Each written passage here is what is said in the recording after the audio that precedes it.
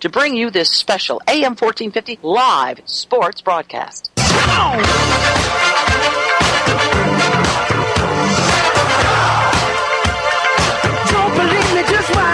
No score where each opponent sort of feels out the weaknesses of the other one. Yeah, each of them getting in a couple of heavy body shots along the way here. We'll see who softens up first. Wait a minute. He's got a man open. He hits him. 20-yard, 30-yard, still on his feet. 40, and he will score all the way down. Call that a 65-yard touchdown of the Catoctin Cougars. Wow, and in a sudden turn of events in the momentum of this game, on a long bomb, perfectly dropped right in the bucket from Zachary Scott. Man, he hit him in stride right over top of the right into his outstretched arm. And then it was just a foot race. Let me tell you a little something. Uptown, funk you up. Uptown, funk you up. Musselman, shotgun formation, takes a snap, looks right. Backfield, runs the draw. There's nobody around him. He's got room. He's still on his feet down the 20. He's going to go all the way. Touchdown, Leonore Lancer on a 50-yard run from the line of scrimmage. Quarterback draw by Nathaniel Musselman. They go to their power NFL Pro set. They hand off to the deep back straight ahead. Touchdown, Walkersville Lions. Low man wins on that one, Dave. Good blocking from the backfield and a nice surge from the offensive line. Well, that was an impressive drive that started out all the way back on the 27-yard line for Walkersville, and they just shoved that ball down Patuxent's throat. Let's get ready to rumble!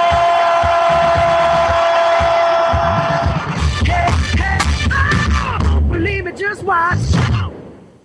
And welcome, ladies and gentlemen, to Walkersville High School, home of the Lions, and we're here for the 2A West title game. That's football, Friday Night Lights here, and we've got it all for you live. My name is Michael Betteridge. I'll be doing your play-by-play, joined here with Coach Pruval and Coach Little here. Gentlemen, how's it look out there tonight? Beautiful evening for high school football. We're in Frederick County with two of the top teams in the state of Maryland in the 2A classification. Can't get any better than this, Mike. Absolutely. You know, Walkersville has a number one point average in the entire Maryland 2A. In the standings, they have an 11.3 average, so that's why they're hosting this game tonight, both of them coming in off of victories last week in the first round of the semifinals. George, what's going on the field out there? Well, both teams are now huddled up together, getting ready for the start of the... Are we there? Yeah, we're there. Sorry about that, a little technical difficulty. We're closing in on about 10 minutes before the start of this big 2A West matchup here tonight, Mike. It's going to be an outstanding ball game. These two teams just met last week, and the outcome of that game was, I believe, 27-3, right? In favor of the Lions of Walkersville. That is right.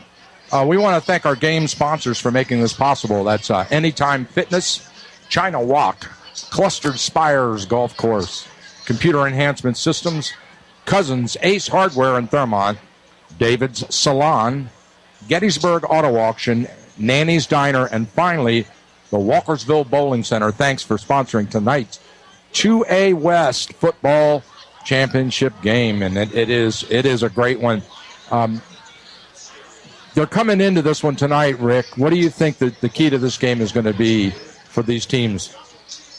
To me, I think the key is going to be turnovers.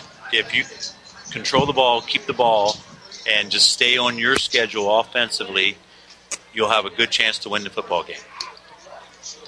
Yeah, I think it's ball control, Mike. I think the team that uses up the most minutes on the clocks and prevents the big splash plays has a great chance of winning. If it doesn't get away from them early, and we've got a battle going into the second half, it should be one of the premier games in the playoffs anywhere in the state this evening. All right, gentlemen, we step aside for our first commercial break here. You're listening to AM 1450, your source for great high school playoff football. We'll be right back after this message.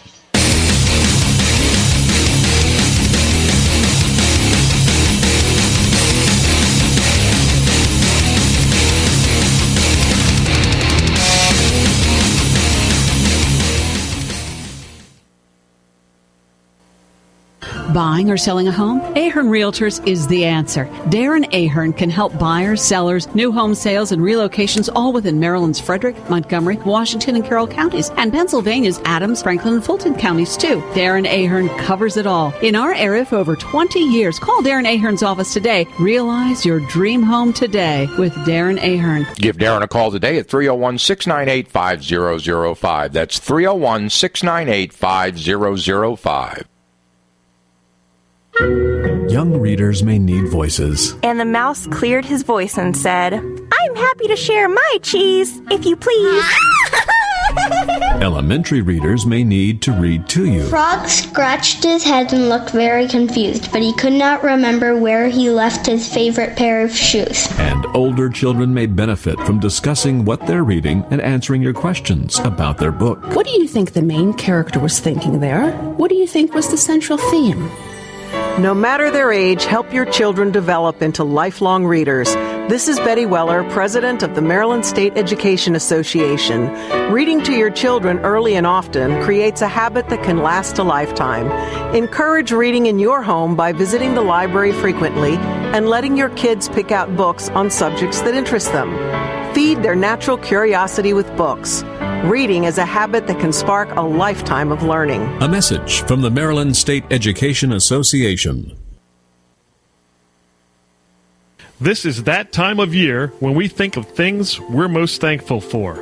Is looking your best one of those things? If so, why not go with an experienced professional, Gary the Barber.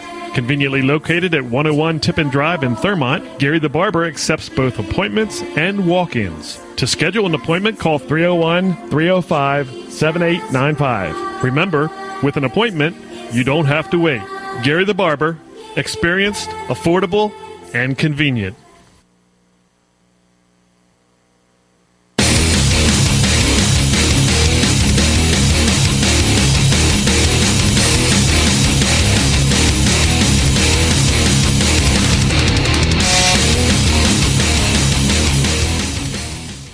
Mountain Gate Restaurant has been a Thurmont tradition for over 25 years. Christian owned and operated, Mountain Gate Restaurant has one of the finest home-style buffets in the area, with mouth-watering delicacies, desserts, and much more. Mountain Gate Restaurant is not just a place to eat, it is an experience. Down-home country cooking in a friendly, relaxed atmosphere. Just off Route 15 in Thurmont, look for the big sign that says Mountain Gate Family Restaurant. If you own a business, you know that the workday doesn't begin and end with the hours posted on your door. Hi, this is Business Development Officer Steve Ennington, and at Frederick County Bank, we understand that too. That's why we make business banking easy and accessible, anytime, anywhere. From BuzzPoint Merchant Reward and Loyalty to online banking, remote deposit capture to business career service, Frederick County Bank, Frederick's true community bank, is open for business, anytime, anywhere. Contact me at 301-620-1400 or online at fcbmd.com. Member FDIC. Some claim to have elegant dining, but we have an authentic example of it right here at the Carriage House Inn. Built in 1857 and on the National Registry for Historic Places, it doesn't get any more authentic than the Carriage House Inn. Whether it's for receptions, banquets, business meetings, or a romantic dinner for two, let the award-winning chefs and gracious staff at Carriage House Inn make it an event to remember. And don't forget about wedding events and catering. Carriage House Inn is easy to find on South Seton Avenue in Emmitsburg or on the web at carriagehousinn.com. The elegant country atmosphere can be yours at Carriage House Inn.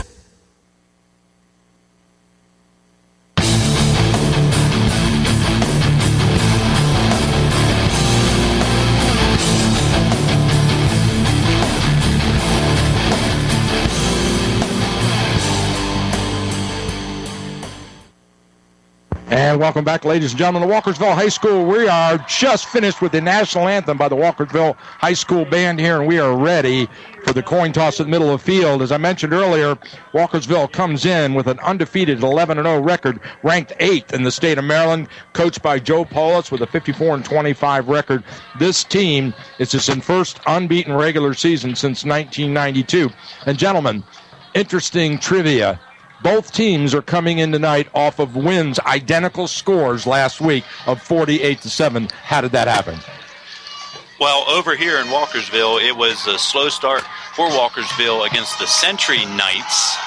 And then once they geared it up, they started moving. Had a big end of the second quarter, about in a minute and a half, scored 3 touchdowns to open the game up. But that was kind of a dominating, though the score didn't show it until that point, but they controlled the game, kind of like Middletown did over the entire time over at Liberty, because they jumped out to a big lead at running clock the entire second half. And it's just two superior teams, both from Frederick County, both 2A West.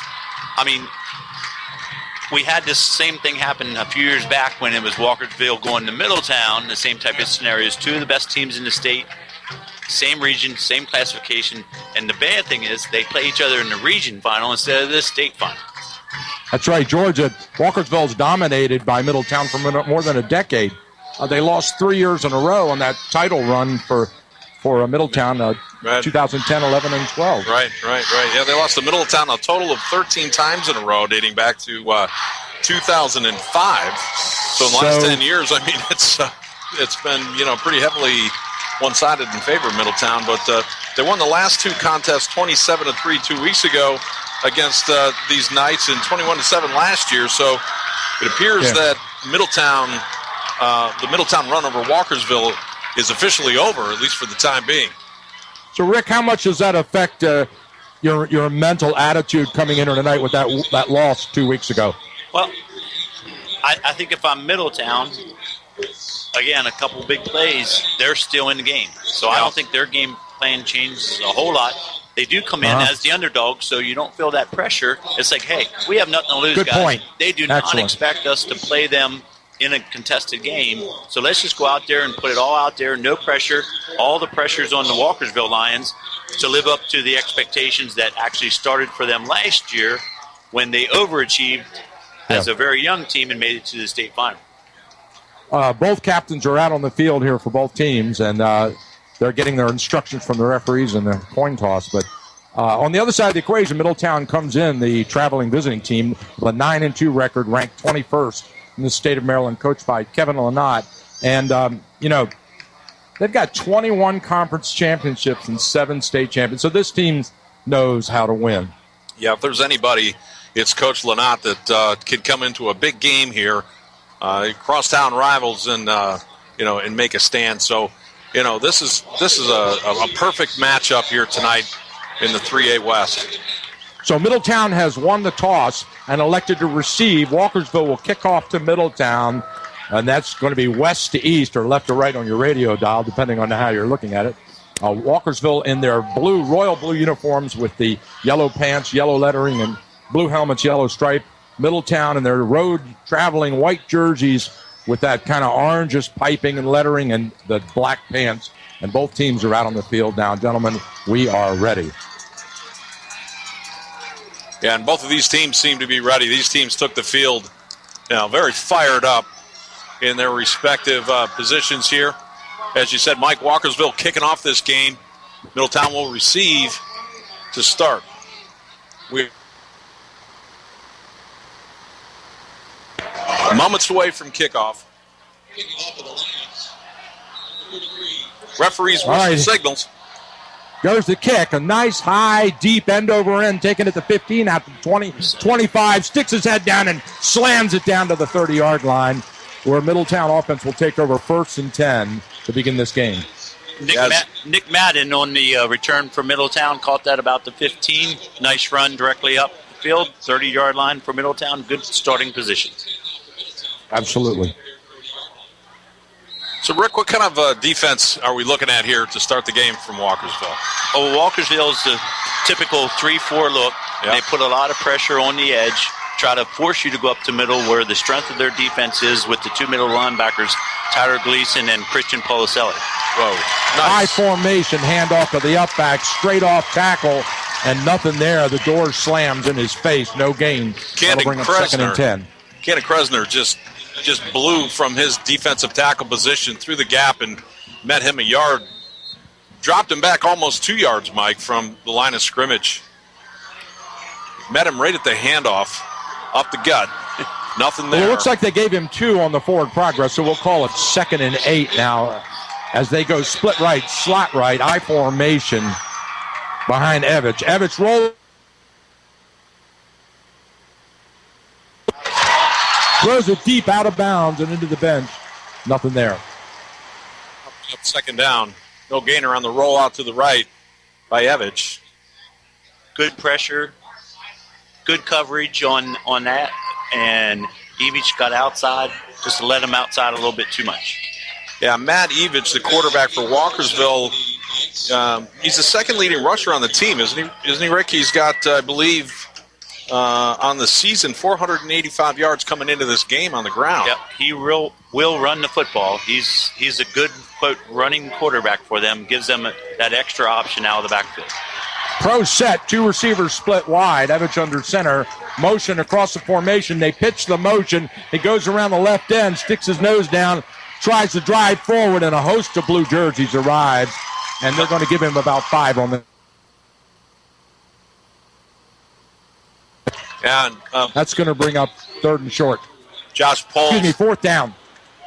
Free safety. Josh Poles prevented that from him gaining a 1st down as he came up from his free safety spot and stuck him right as he came around the edge on that off-tackle play. So 4th down, Middletown set to punt. Back to receive for Walkersville. Number 22, Jake Wetzel.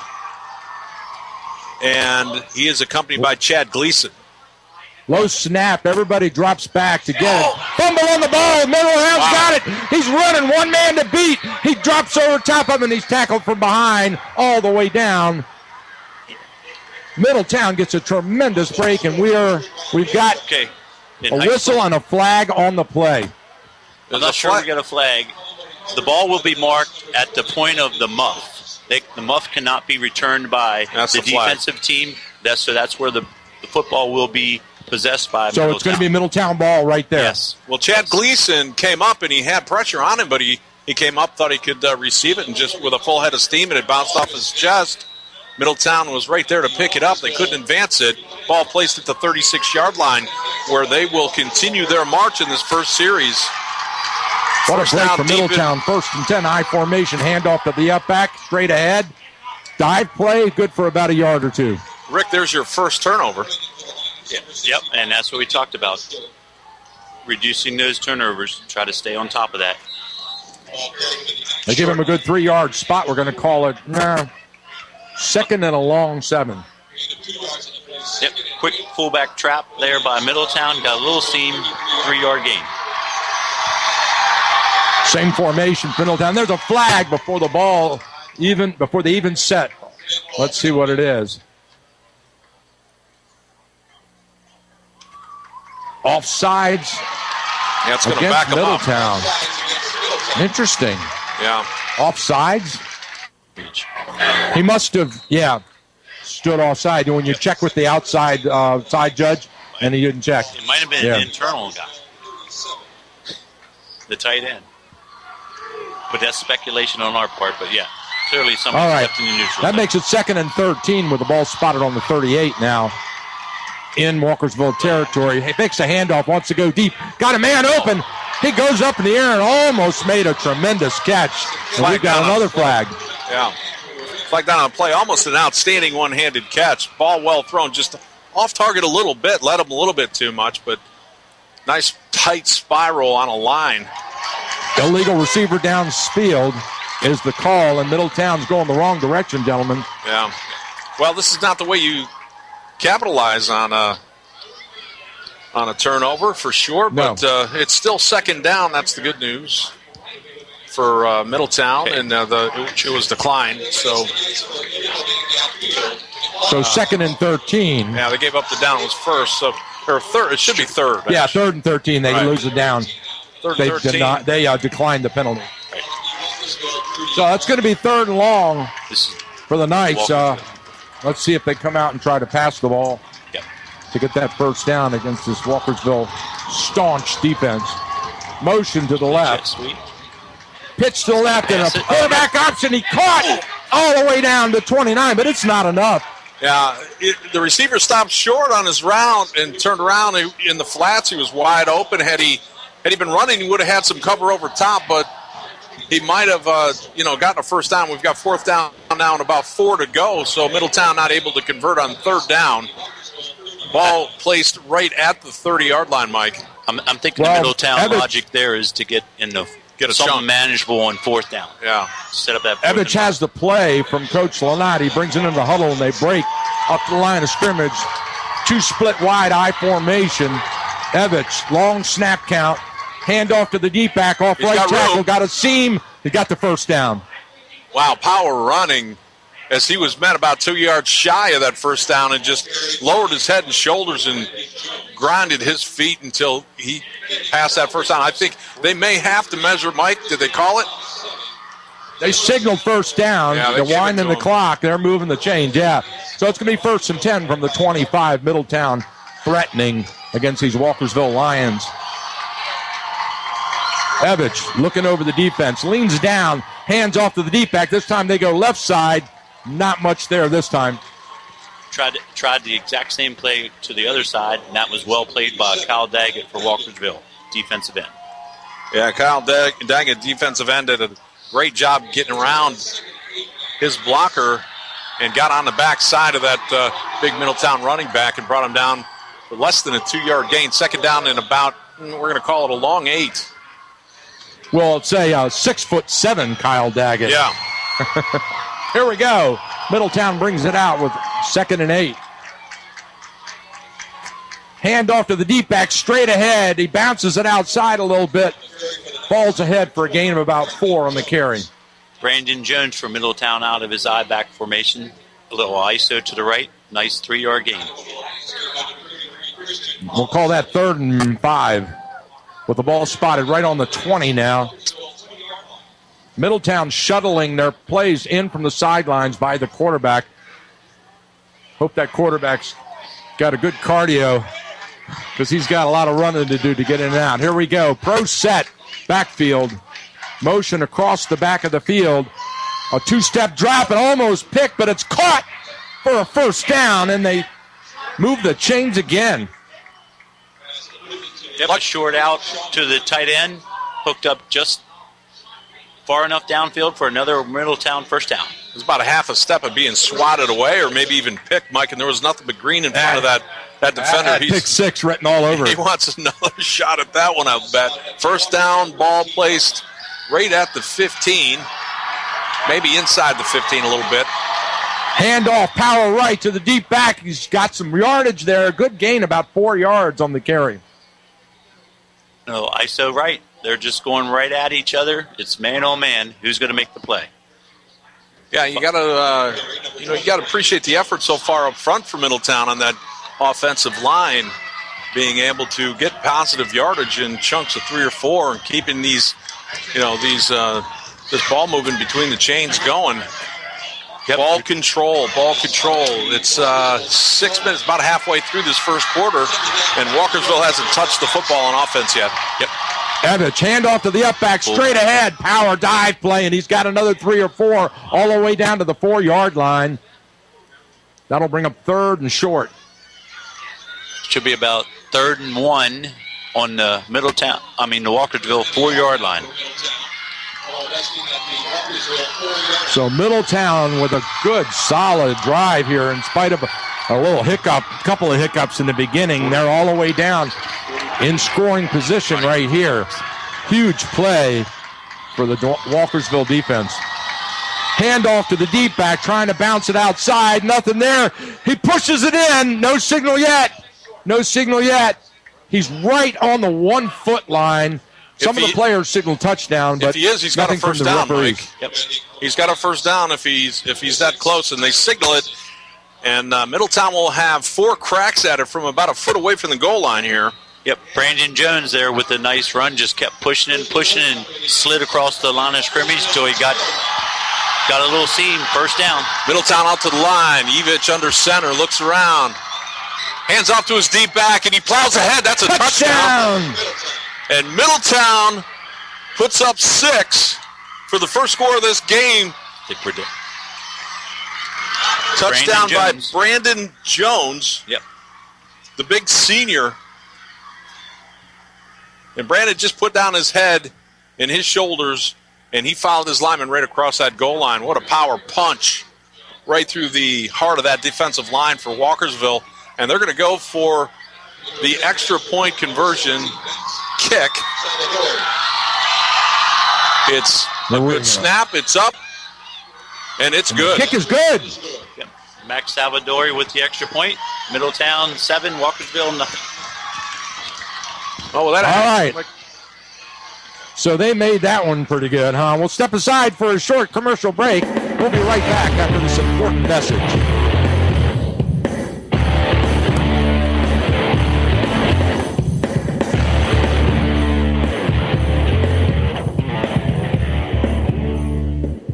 We're all busy with plenty of commitments. That's why Anytime Fitness is the perfect way to stay in shape. From either home or work, Anytime Fitness of Thurmont is always close by, and they're open 24/7. They can tailor a personalized training program to fit your workout needs. Anytime Fitness can also fashion a membership flexible enough for your on-the-go lifestyle. You'll love the 24-hour co-ed fitness center with state-of-the-art equipment designed to sculpt and tune you into shape. And when you're away from the Thurmont area, your membership guarantees you access to any of the over 1,000 clubs worldwide. Visit us at 130 Frederick Road to start your program today. Now you can stay healthy anytime with Anytime Fitness.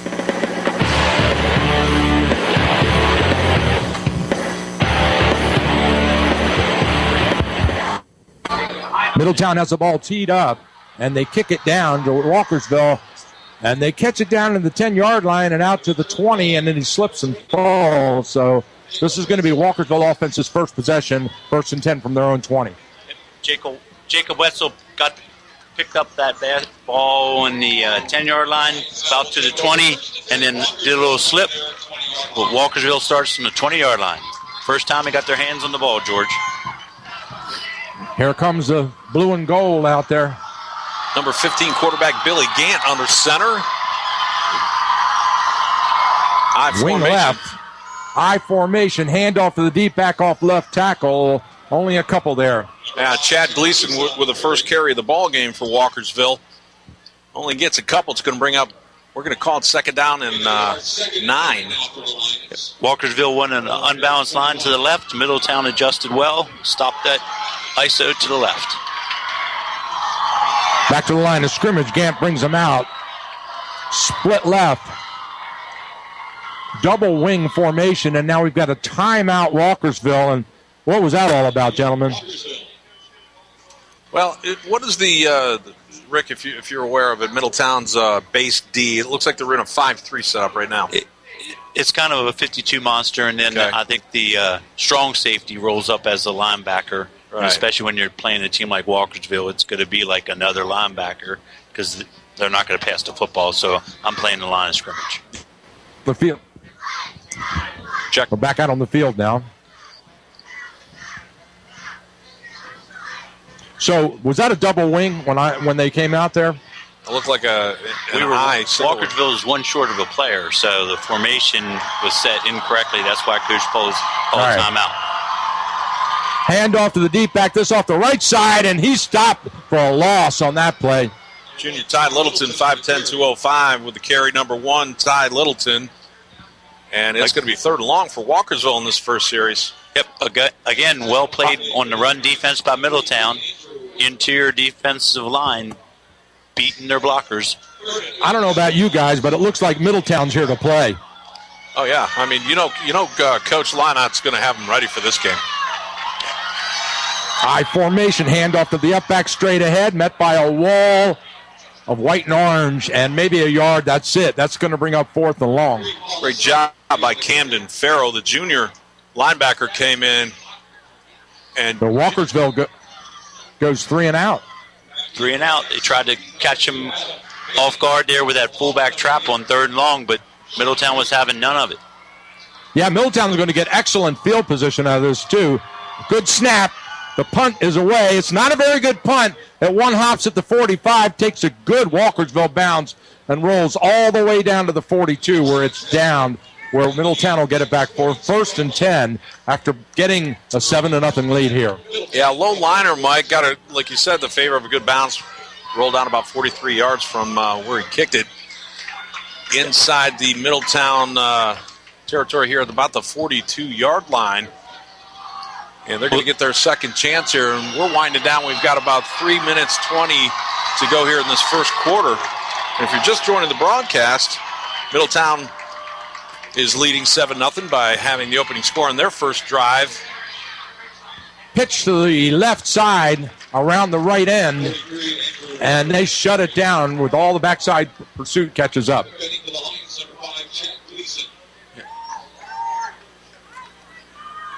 Number 43, Andrew Bueno on the sweep again. Middletown's liking that play so far. They're running a little bit of motion pitch, get a couple lead blockers out there, but that was well played by Chad Gleason, the cornerback for Walkersville. Less than a yard gain on the play. Second down. Taking a long time to shuttle those plays in from the sidelines. Now they're ready. I don't see a play clock on the field, so we don't know the time's being kept on the field. But they're ready. Here they go. Handoff to the deep back off left tackle. Sticks his nose down, drives, pounds, and straight ahead. A little extracurricular activity in the secondary. Did you see that? Yes, we did. Another off tackle to the left. Brandon Jones. Tell you, middle line from Walkersville. And just getting a little push. 2-3 yards every play. 3rd and 5 now for the Knights.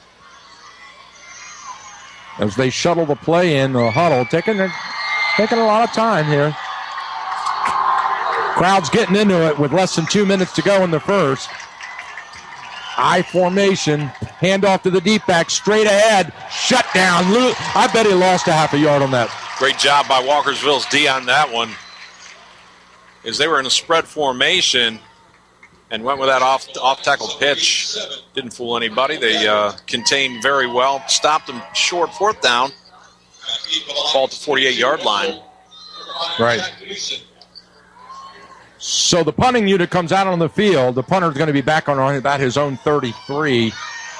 Punting to Walkersville. Walkersville has 2 players back on the 20. They don't bring the pressure. They set it up for a return. Nice, high, spiraling kick. Drives him all the way back to the 10 where he fair catches it. And that is a great punt. Matt Evich, the quarterback, doing double duty for us for Middletown. Nice punt. Nice high punt, no return. Yeah. Walkersville on the 10-yard line. Long field to go.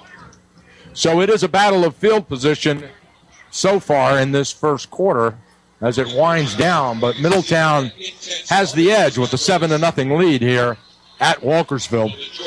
And this is a one and done here. Whoever wins this game goes on to the next level, but somebody's season's going to end here tonight. Here we go. The Walkersville crowd gets into it. Handoff to the deep back, straight ahead. Nothing there. I am impressed with that Middletown inside. It seems like it's a different defender every play beating their blocker from the Middletown front 7. Sean Mulligan on that play. Number 72. Beat his man, got to the ball. 2nd down after a short, we'll call it 2nd and a long 8 from about the Walkersville 12-yard line. I formation for the Lions. Handoff to the deep back off left tackle. Bounces it outside, breaks a tackle, runs into another one, and just drives straight ahead. He got close to first down yardage. He might have gotten enough. Looked like Ethan Joseph was held a little bit on that play, but, coming over from his left side defensive end or outside linebacker position and gave him the run of the edge, but he turned around and caught him, stopped him just short of the first down, 3rd and about a foot, Mike. The refs are looking all the way across the field to see if we got a first down or we're bringing them in, bringing the sticks in to measure. Yeah. What do you think? A little play action deep here? No. No, you don't like that call. Yeah, I don't know. 3rd and inches, we're just going right up the middle. Like Walkersville. Here comes the chain gang. They're going to take a measurement.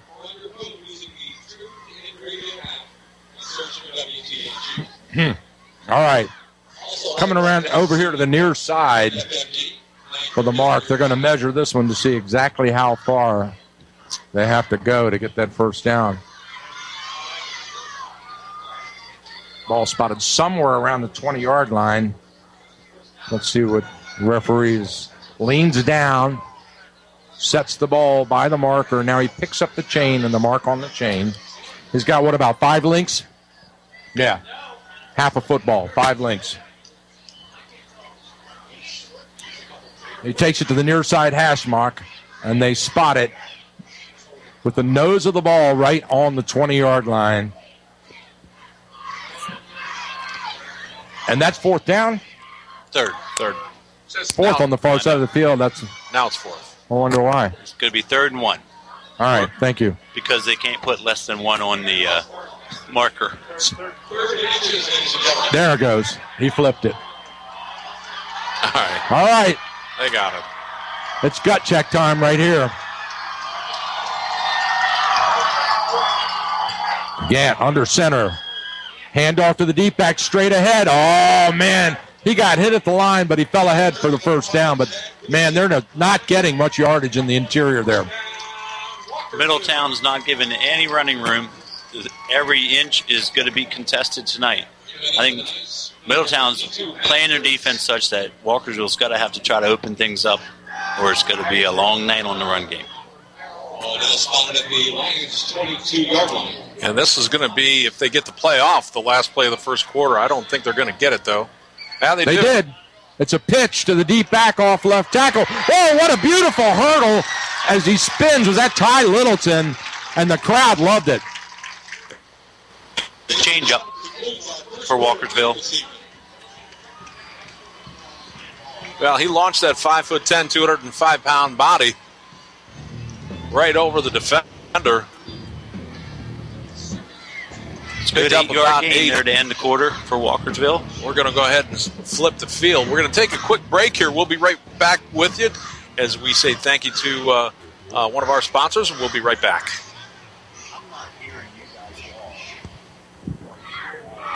Did you see that, Fred? Unbelievable. And right onto the green. Well, you know, Tom, Cluster Spires Golf Club is an 18-hole first-class championship golf course that has been awarded a 4-star rating from Golf Digest and voted Frederick's best golf course 17 times. That's right, Fred. And the reason players do so well at Clustered Spires Golf Club is the state-of-the-art driving range and practice greens to sharpen their game in between rounds. And it's 5 minutes from downtown Frederick, just off the historic Gas House Pike. But the real secret all golf pros know is that Clustered Spires Golf Club has the perfect way to start or end your outing. The superb pro shop in the clubhouse and the Brewers on the Green restaurant. That's the Clustered Spires Golf Club, Frederick City's own public course situated along the beautiful Monocacy River. Book your tee time today at clusteredspiresgolf.com. All right, welcome back, ladies and gentlemen. Walkersville has the ball. We flipped into the field. Walkersville runs up the middle, and a nice run by Gleason for first down yardage.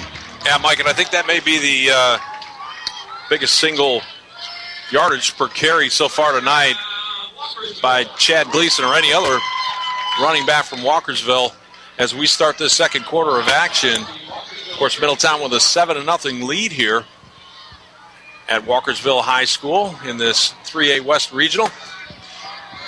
Quarterback Evich under center. Hands off and stumbles a little bit, falls forward for maybe 2. Billy Gann, I meant to say. I think Middletown's Adam Bain made a nice play on the edge. Tripped him up. Jacob Wetzel a little bit, who's now running the I-back formation. It looks like Coach Polis has made a little formation change here and coming out double tight. Aaron Jenke out wide left. Motion to the left by Gleason. Wide open at the 50-yard line. Kyle Daggett, the big 6'7" target, hauls in a first down and the biggest play of the night for the Walkersville Lions. Yep, Billy Gann, a little roll to his left, set his feet, nice throw. Kyle Daggett a little over the shoulder. Walkersville continued to drive at midfield. Yeah, pretty ball by Billy Gann. Hit him right nice and soft, right in the hands at his apex. In stride. Brought down quickly, but nevertheless, ball to 50-yard line, first and 10 for Walkersville. Handoff up the middle. He's hit hard immediately, right up the gut. Maybe a yard and a half at best. Yep. ISO right, Chad Gleason. Again, well played by Middletown. Interior defense, number 52, Matt Pritz, great play there. Short gain. Now in the game, Dominic Portuzzi, the junior, defensive tackle for Middletown. Gann under center. Fakes up the middle, turns around and throws deep. He's got a man open just over the outstretched hands of his receiver. Great effort by Miles Roberts, just over his head a little bit. He went high, but incomplete. Nice play fake up the middle by Gann. Nice route. He just overthrew him by a little bit. Well, that would have been a big gainer ball. Still at the 48-yard line now of Middletown, and it'll be third down and a long 8 for Walkersville. Big play here for Walkersville to try to keep this drive alive. They got to get something, and then Coach Polis may consider going for it on fourth down. Gann under center, wide right, slot right, back in motion. Looks like the same play, only to the right, and this time he's got his man at the sideline, number 22, Jake Wetzel on the reception. Big first down. Rick, looked like the same play to the right.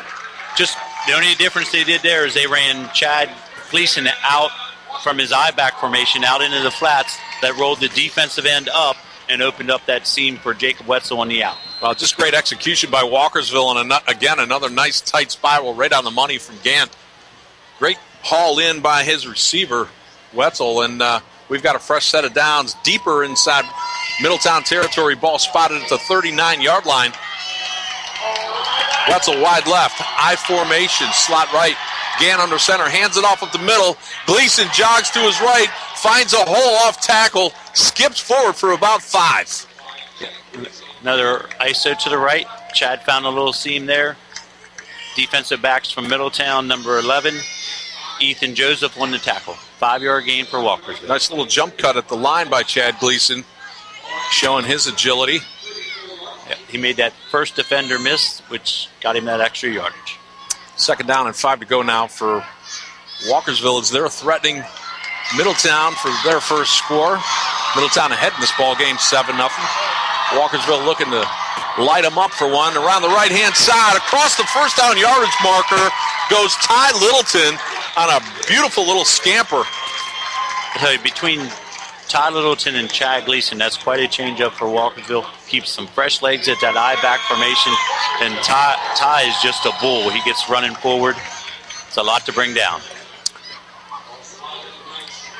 Looks like the offensive line from Walkersville is starting to get a little more comfortable into the blocking scheme. Whatever adjustments they made as far as blocking Middletown, they're starting to get a little bit of push. Aaron Jenke left. In the slot is Wetzel to the left. Handoff to the right again. Chad Gleason, I-back. That's going to bring up second down, and we're going to call it 8 from ball spotted right at about the 26-yard line. 26 yards to go for Walkersville. Jake Parson brings the play in for Billy Gann instead of Billy running all the way to the sidelines this time. I'm sure he appreciates that. Get a little breather.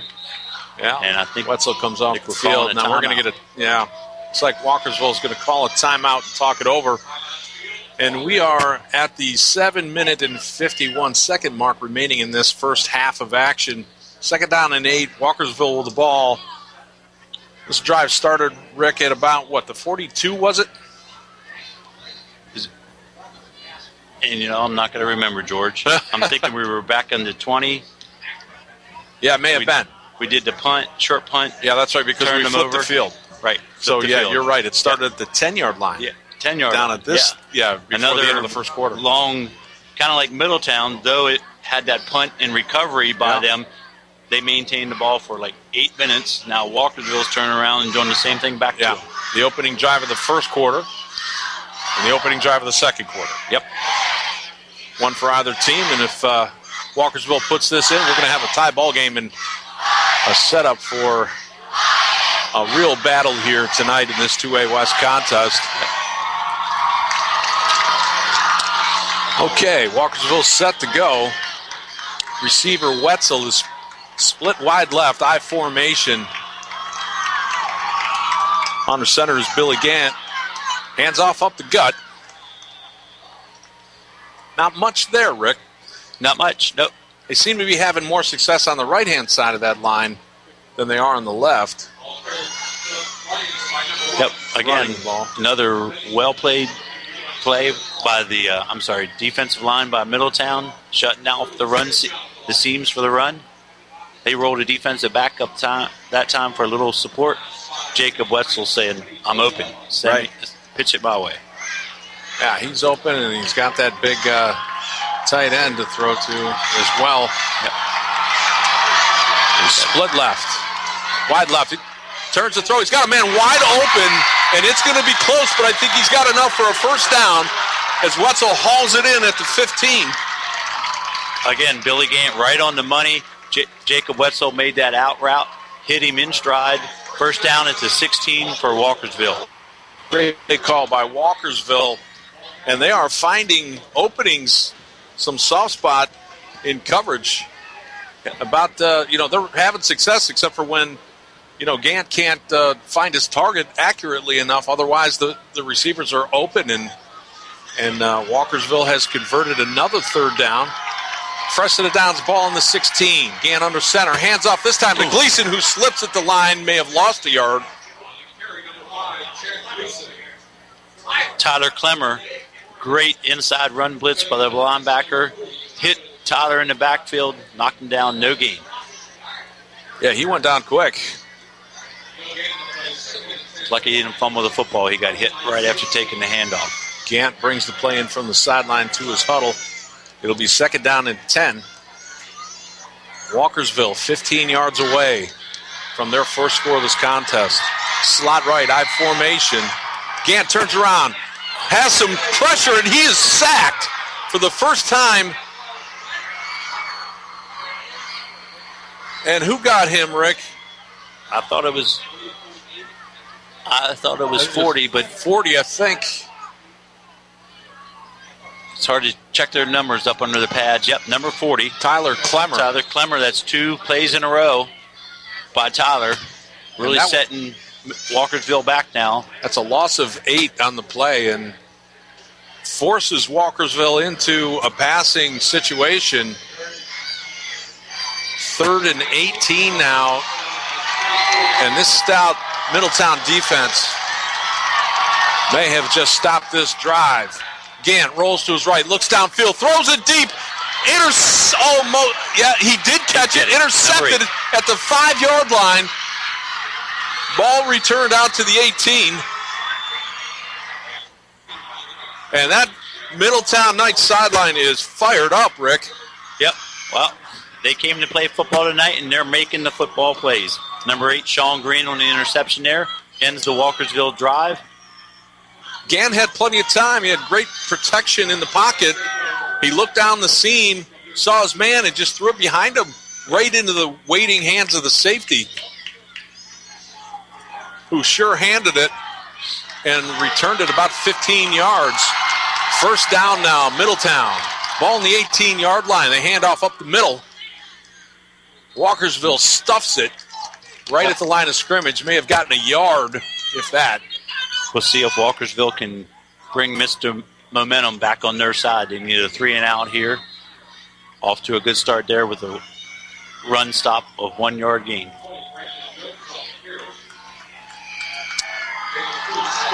Yeah, that's that momentum is a huge factor because you can see even here by the body language on the Walkersville defense, the guys standing there really not too chuffed. They're kind of hands on their hips, just going, geez. Yep, I don't think this is going the way they expected it to here early on. Well, it's certainly not a circumstance that they're accustomed to, outscoring their opponents on average 47 points. We have a timeout by Middletown, using their first timeout of the first half. All right, well, we've got a timeout, and we'll take a minute here to thank our sponsors, today's game sponsors.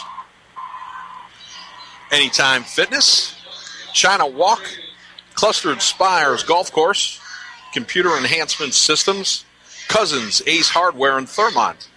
David's Salon, Gettysburg Auto Auction, Nanny's Diner, and the Walkersville Bowling Center. We want to thank all of our sponsors for helping us bring this broadcast to you. Without them, we couldn't do it, and we ask you to certainly You guys ever played duck pin bowling before? You ever done that?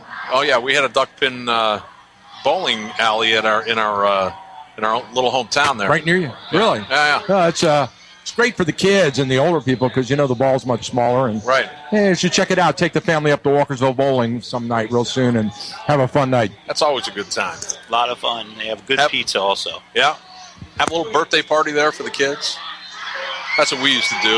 Yeah, that was always fun. All right. Here we are under center. Evich, I formation, hands off to the deep back. He finds some room. He's got plenty for the first down as he crosses the 30-yard line. Dropped at about the 32 by Chad Gleason on the stop. Yeah, Number 20, by Brandon. Kyle Daggett. Yep, Brandon Jones. Nice run again from Middletown. He's their feature back. He's doing a great job so far tonight. Well, he's so quick to the hole, Rick. I mean, he just like shot through that hole. Yep, and he gets to that second level so fast. Right. If they don't get a hand on him before he gets that second level, there's trouble. Yeah. Tail legs. Evich under center. Wing left. Pro set. Hand off to the deep back once again. Over the left side, number 20. That's Brandon Jones, the senior on the carry. Left-hand side. He may have gained 2. We're going to call it, looks like they're pretty generous. About 3. We're going to call it 2nd down and 7 now for Middletown. And the key to Middletown in this game is ball control. Keep the ball out of Walkersville's hands. And they're doing a great job so far, Walkersville had it for a few minutes on that drive, but no points. Bend but don't break defense when they have it. Around the right-hand side, and Chad Gleason is having himself one heck of a defensive ball game for Walkersville. Yep. From his cornerback position, came off the block, tripped up Brandon Jones before he got around the edge. 3rd down and 5, and nothing gets past him so far tonight on that side of the Walkersville defense. 3rd down and 5. Ball placed at the 36-yard line. Big play. Middletown turns out a first down here. They'll probably be able to round out the clock. Walkersville only has 1 timeout remaining in the half. Game clock set at 3 minutes as Evich takes it under center. Hands off again around the left-hand side. He's hit hard and stopped. After about a 3-yard gain, it's going to bring up 4th down now, and it's going to force Middletown to punt the ball away. So a 3 and out with 3 minutes to go here for Walkersville gives them a glimmer of hope to get back into this contest. Not that it's a big gap, Rick, but they've yet to put anything up on the scoreboard for their efforts. Middletown controlling the game, had the big turnover that set up the short field, and they've taken advantage. Okay, and that ball, fairly short kick, Rick. Hit the turf at about the 35-yard line and bounced backwards for a couple before a Middletown defender stopped its reverse progress. Walkersville will take over with a fresh set here. 2 minutes, 8 seconds to go in this first half. On the 37-yard line with only 1 timeout, they'll have to open it up, try to break a big play. And the way Middletown's been playing defense, that's going to be hard-earned. Again, under center. Oh, and there's a late hit. Now we've got some words exchanged in there. Oh, that's going to be a costly penalty against Middletown. As he got in the face, trying to get his number, we can call him out. Yeah, a little extracurricular after the whistle, and the referee had enough of it, and I think Coach Lanot had enough of it. The young man's having a visit to the sideline. Yeah, and, it's indicative, really, Rick, of the confidence that Middletown is gaining against this Walkersville team, who they just lost to 27-3 2 weeks ago. Yep. And certainly we're the underdog coming into this home field advantage at Walkersville. And they've got a 7-0 lead. Keep your composure. You want to play with a little bit of an edge, but stop when the whistle blows. Yeah. 47-yard line of Middletown. Gant, ISO left, keeps it. may have gotten to the 45-yard line. Nose of the football. Now they're going to spot at the 46 now. We've got a referee timeout. He's going to talk to both teams' captains. Yeah. A little too much after the whistle. He's going to request they clean it up. Chad Gleason bringing the message back to his huddle. On that last play, Billy Gant faked to the fullback. Looked like he was going to come around the end, but it was well played by Middletown. Cut him off short. High formation, receivers split. Gant looks downfield, intending to throw. He launches one deep. About 3 yards past the receiver, down at about the 12-yard line. Falls harmlessly out of bounds. Just a little bit too much on that one, Rick. Yep. A little try to double move here with Aaron Yonke, but Middletown defensive back was having nothing of it, so Billy threw it over his head a little bit. Yeah. Low percentage call on a 2nd and 9. But we've got 3rd and 9 now. Walkersville trying to get on the board here before this half ends. Quick out to the receiver, number 3. He's got a first down. Yep. Aaron Yonke, instead of the double move, just hit him on the hitch. Well played by Aaron. He stepped out of bounds after he got the first down yardage. Yeah, great little route by the 5'9", 180-pound junior Yankee. And they're moving the chains, which stops the clock momentarily for Walkersville. Minute 17 seconds to go with 36 yards to cover. And Aaron did work his way out of bounds too, so the clock stops till the next stat. Well, Middletown has accomplished one thing. Walkersville came in this game averaging about 5 pass attempts a game. Yeah. I think they're up to about 15 already, unofficially.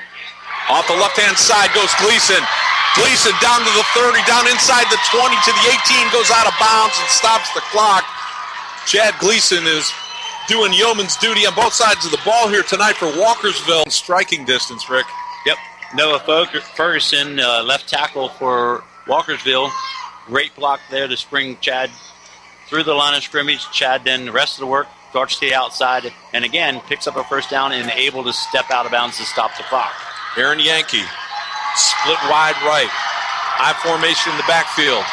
Wing up middle. This time a short gainer. It's going to be second down and about 8 to go. The clock is still ticking, 54, 53. Walkersville comes up to the line. Gant scans left and right. Yankee out to the right. Gant under center, hands the ball, pitches left. He's got some blocking in front of him, goes out of bounds at about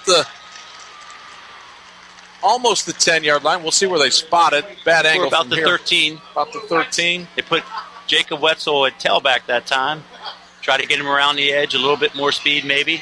Steps out of bounds, stops the clock. That brings up 3rd down for Walkersville and a long 4 to go to get a first. They've got one timeout remaining here in this first half. Okay, timeout on the field by Middletown this time. Okay, 40 ticks on the clock. Walkersville gets a little bonus timeout for themselves to talk over what the strategy might be. And what do you look for here? Well, 3rd and 4. If it was any other game, I'd say we're going to ISO with Chad Gleason. But the way Middletown's playing run defense tonight, we might have a little play action to the right, roll Billy out there, see if they can get Wetzel on that out play that they've run before, right about the first down mark, and see if he can break a tackle. They've had that working. I mean, they've got plenty of time if they can get that first down and just keep working those sidelines in 4 or 5 yard chunks. On those little out plays. Keep them in front, but they're keeping allowing them to get out of bounds, which stops the clock. Well, I wouldn't be surprised if they go back to There we go, Jacob Wetzel out there in the slot. Gleason, under center, takes the snap. Hands off up the gut. That's not going to get him enough. Tried to sneak fullback trap in there, Tyler Gleason. Middletown having none of it. Well, they're going to be forced to use their last timeout. They picked up a yard on the play. It's 4th and 3. And we're at 32 seconds remaining. And biggest play of the game here for Walkersville is they need this one badly. They're close enough to, I don't know whether this is within the range, but the field goal might be a consideration here. You think? I think he's definitely within range. Does not look like that's the plan, though. He's got the offense on the field with him. Both field goal kickers are down here. Well, it'd be a 36-yard field goal if they attempted it. But I don't see anybody. Well, we've got a little activity. And Billy out there. Yeah, they got to get that first down first is the decision. Yep. So play with color commentator Rick Little here next to me. And Rick, how about a quick recap? We've got a 7-7 tie score between these two opponents here. Well, the two turnovers by Walkersville, the one really hurt them. It was a drive continuation from Middletown. Mm-hmm. They continued from the 25 where they picked up the muff, continued in for the touchdown. Since then, Walkersville's defense has pretty much settled down and shut down Middletown. When we started the game, Middletown's defense was stopping the Walkersville offense. Then Coach Joe Polis started to adjust some play calls, started to pass the football a little bit more, open things up. Walkersville started to pick up a couple touchdowns, though only one touchdown there at the end of the half. So it seems like it's going to be a battle of adjustments, and that line of scrimmage, who's going to win that initial block? Yeah, and it has the momentum has shifted both ways, and I think it's who at which time is controlling that line of scrimmage. But as you mentioned, Joe Poles, accustomed to maybe a 5 pass per game average, came out and threw at least 8 balls that we accounted for. Yep. Although 2 were picked, right?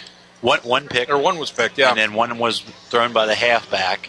Right. So we'll see Walkersville. They'll come out here in the second half, and Walkersville does receive to start the second half. If they can continue that momentum and drive down the field and see if they can take control of this game, of which is what they did 2 weeks ago, right, when it was a tight game at halftime, and then Walkersville just imposed their will on Middletown and controlled the second half. Well, certainly Kevin Lynott, coach for Middletown, has come in with an outstanding, perfect game plan, but Walkersville responds to it, which was, hey, we're going to shut down that run and force them to put the ball up in the air, and Walkersville has responded, and it finally paid out for them right there at the end of that second quarter as Chad Gleason was able to hit Kyle Daggett in the back corner of the end zone and tie this game up right before halftime. Mike? Guys, I was getting calls like crazy on the phone here. Yeah. And what happened was we had so many people online listening from all over the country that it blew out our server. Really? And our IT guy had to go online and drop it from 200 up to 300. Wow. Because that was what was bombing us out and causing us to lose the broadcast out there. Yeah. There's too many people on the server listening to this game. And I was getting calls from Georgia and Florida on my phone here as we were sitting here jumping in and out. So we fixed the problem, everyone. It's a problem of a great problem to have when you get too many people listening. Overutilization, we call that in the IT world. Is that right? Yeah. Your equipment's not quite ready to handle the demand. Yeah. And, between the fans here and then listening on the radio, what a great game to listen to. What a great environment to be at if you're lucky enough to be here. This is high school football at its best. Yeah, it really is. In every direction you look, there are parked cars and bodies in the seats and people standing along the fence line all the way around the field. I mean, it's perfect weather condition for fall football, fall playoff football. 2 outstanding teams from Frederick County battling it out. Winner moves on. Loser goes home. That's right. One and done in Maryland football playoffs. We're tied up at 7 apiece here, and we've got about 4 or 5 minutes before we come back for the third quarter here. So we'll step aside, take a little music break, and rest our voices here, gentlemen. We'll be right back. You're listening to AM 1450, and this is your source for the best high school playoff football on the radio. We'll be right back. From time to time, parents occasionally ask, is it safe for my children to participate in high school sports? A better question might be, is it safe for my children not to participate in high school sports? Statistics show that teenagers are likely to be healthier and stay healthier as adults if they play a sport in high school. Participating in a high school sport builds and maintains strong bones, muscles, and joints. High school athletes are also more likely to develop good eating habits. High school athletes not only have stronger bodies, Their self-esteem, self-confidence, and self-discipline are strengthened too. So insightful parents aren't asking, is it safe for my children to participate in high school sports? Instead, they're asking, hey, what time is the game tonight? This message presented by the Maryland Public Secondary Schools Athletic Association and the Maryland State Athletic Directors Association.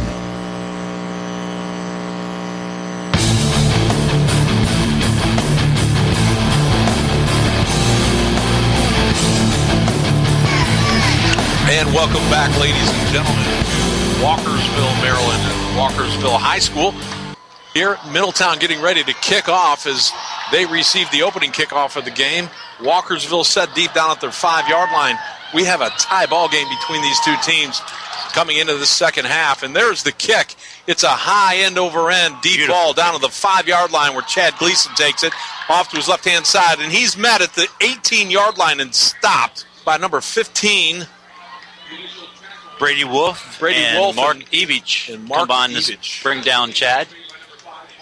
We'll see if Walkersville can keep that momentum going that they built up there at the end of the second quarter with that late second quarter score. Yeah, it's nice to finish the first half with a long, sustained drive to get you in and score, and then come out the second half and get the first crack at it as Gleason single back in the backfield, receiver split left, wing right.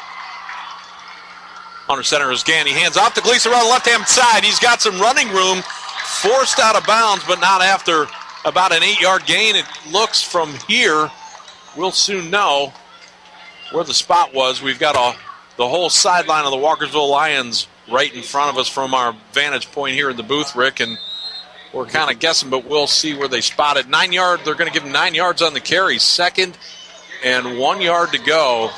Good start of the second half there, Chad, off the edge. Gant brings him up to the line of scrimmage quickly. He's under center, wing right. Looks to his left, fires out to the flat for the first down. Ball is caught.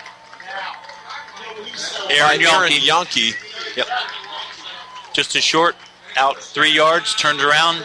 Billy Gant hits him on the numbers, ball's down for the first down. Walkersville playing the edges against Middletown more effectively in the latter part of that first half and start off the second doing the same. Have themselves a fresh set of downs. Ball spotted at the 33-yard line where they'll have first down and 10 to go. Handoff up the left, but he's met in the backfield on a brilliant defensive play by Ethan Joseph, the junior.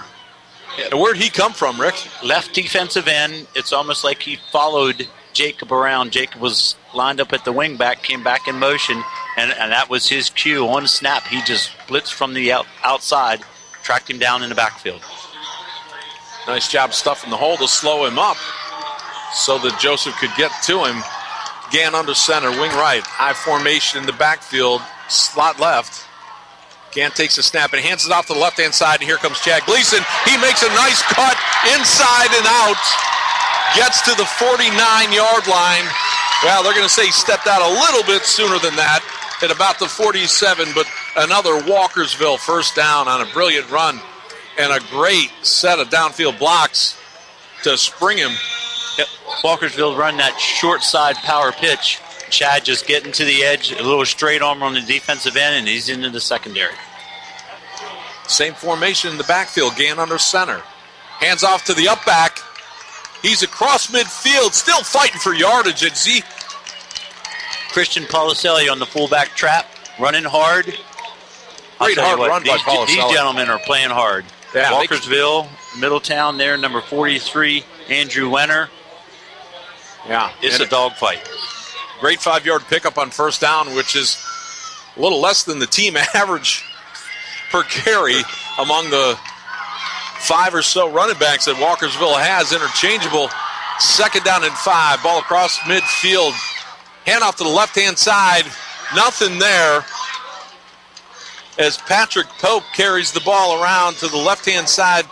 He's drugged down finally after a no-gainer. It's going to be 3rd and 5. Yep, Middletown Sean McMillan played that well.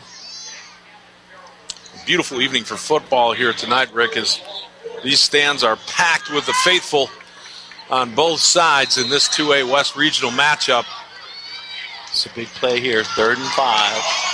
See if Walkersville opens this up or stays with that steady dose of run football. This would be a great stop for Middletown if they could do it. I saw a little motion on the right. Don't see a flag yet. But now I think... Yep, we had a little motion on the Walkersville side. Looked like the slot back just kind of flinched, and they caught him. So they're going to back him up. It'll be 3rd and 10 on the 5-yard penalty. And that certainly changes. I think that changes your play call. Your play calls. Backs them up on back across midfield all the way down to where they started this series of downs on the 47-yard line. Billy Gant comes up, looks left and right, crouches under center. Gleason in motion to the right. Gant looks downfield, rolls to his right. He's got pressure, and they're going to take him down. Big loss on the play. All the way back to the 40-yard line. Who got to him, Rick? 72, Sean Milliken into the backfield. Billy couldn't find anybody to throw to. Yeah, great coverage downfield as the safeties give each other the high five, congratulating each other for their coverage to cause that circumstance. 4th down now and 18 yards to go. Walkersville punter lays one up high, a floater. Ball taken at the 25-yard line, knee down. Christian Policelli's punt nice and high. Number 8, Sean Green for Middletown, fair catch. 8:37 to go here in the 3rd quarter. This will be the first series on offense in the 2nd half for Middletown. Yep. Say if they come out with the same game plan. They were pretty successful in the first half. Again, Walkersville started to shut them down in the 2nd quarter. We'll see if there's any adjustments to be made. Now, a crucial mistake with that motion penalty by the slot receiver to stall that drive for the Lions. And we'll see what Middletown comes up with, what kind of halftime adjustments they may have made on offense. As Matt Evich under center, hands off to his deep. On to right, linebackers stood him up. Christian Policelli drove him back. Very short game. Maybe half a yard, maybe even less. So we're going to call it 2nd and a long, long 9.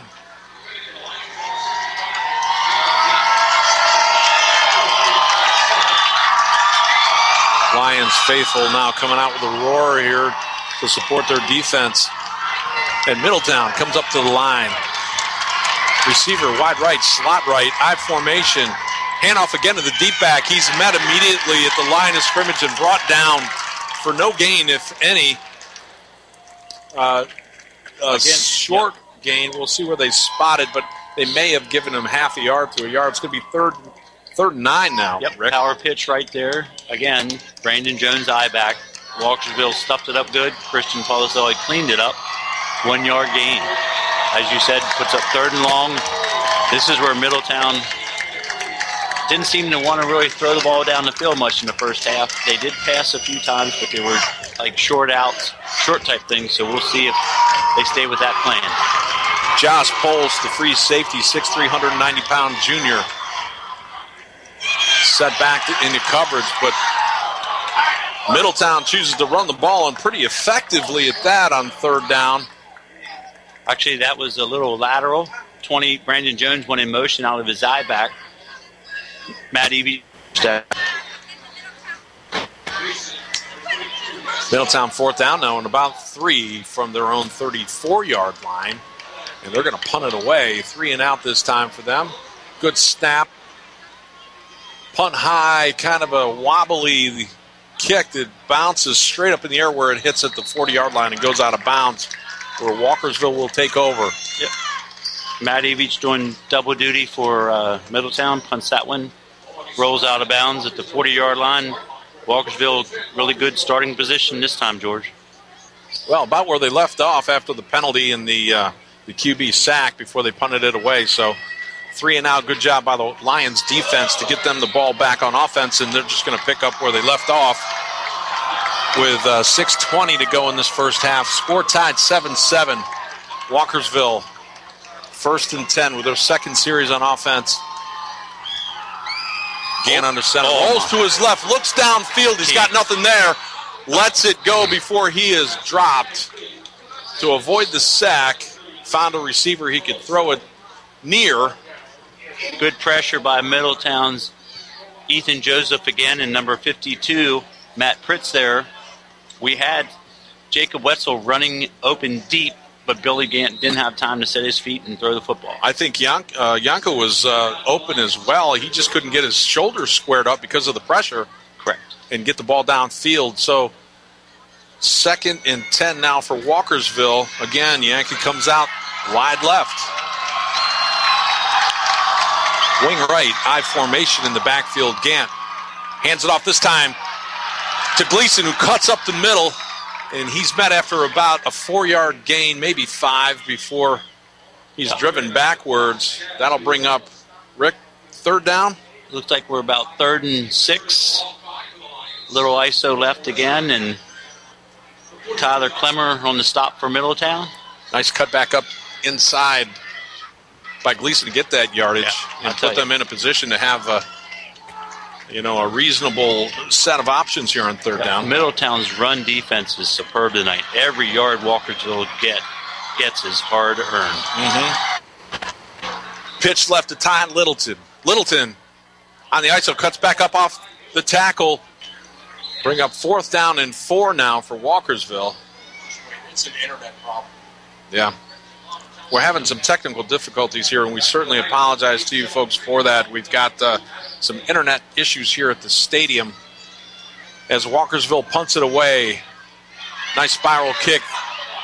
Picked up at the 25-yard line, brings around to his left, makes a couple guys miss. He's on his feet across the 40. The 45, he's driven out of bounds, but not before he gets all the way out to the 48-yard line. Great return of almost 25 yards. Sean Green from Middletown. By Sean Green. Yep. And he didn't have it easy. He fought his way around that left-hand side until he ran out of real estate along the sideline. Yep. Broke 3 or 4 tackles. Well, defenses both are performing well at the start of the second half.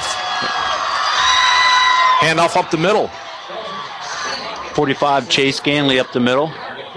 And he's got about 5 yards on the carry. Quick fullback dive, hit the seam. Well blocked by Middletown. 2nd down now and 5. Play comes in from the sideline. 2nd and 5. Evans under center. Fullback hands again. the ball off to the fullback.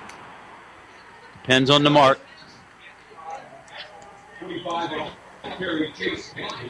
Yep. Chase Ganley, the ball carrier. Almost very close to a 1st down. Head judge is going to take a look at it, decide whether to pull the chains or call it. He's going to call timeout, and we're going to bring the chain gang out. Going to be inches shy of the 1st down here. Yeah. As Chad Ganley through the line of scrimmage again, fell forward. Well, it's so close they're going to need to put a level on that stick to make sure it's plumb. Yep. And you're right. Man, you have great eyesight, Rick. Hey, I know Coach Poles draws straight lines.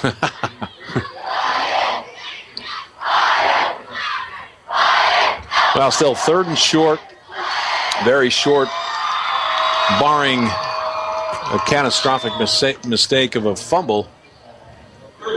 Middletown should be quite capable and control the cadence and the snap count to plunge ahead for at least an inch.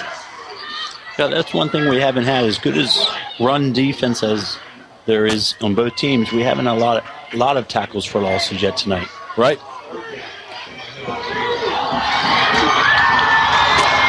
All right, up the line comes Matty Evich. Looks left and right.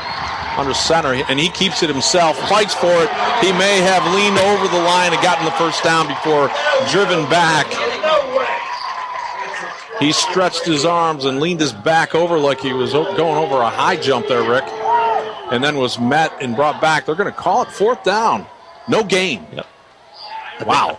I think the way the chains look from here, that football needs to get over the line at the 45, and it's just shy of the line. Yeah, I mean, we're not talking about anything more than the width of your hand, right, that they need to advance this ball to get that first down. Ball placed right, the nose of the ball is on the 45-yard line of Walkersville. They try to pull Walkersville off here, and it's a field possession game the way both teams are playing defense.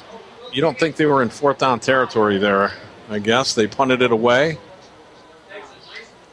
Yep. And a good Middletown bounce as the ball travels all the way down before going out of bounds at about looks to be around the 11-yard line. Yep,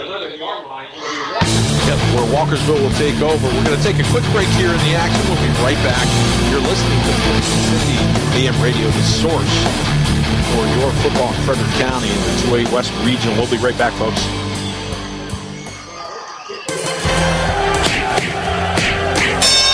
Hey, yo, I can't do this anymore. I'm tired. Never mind that. You gotta get in there. And all right, we'll back with you, and the game starts. Walkersville on their first possession from their own 11-yard line on a fresh set of downs. Not much of a gain on that one, Rick. Yep. Fullback trap, Policelli, and again, well played by the interior of the defensive line, Middletown, including the 51, Kevin Long. I say not much, but they did get a healthy 3 yards. 2nd down and 7 to go. Just not quite up to the standard for Middletown on running plays, but a manageable 2nd and 7. We've got 3 minutes to go here in this third period of action, and a flag on the play. Right at the snap, that's typically a procedure penalty.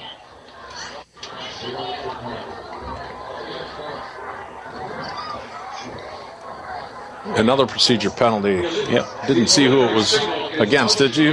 No. What position? I think it was an interior lineman on that one. Okay, so because the umpire threw the flag.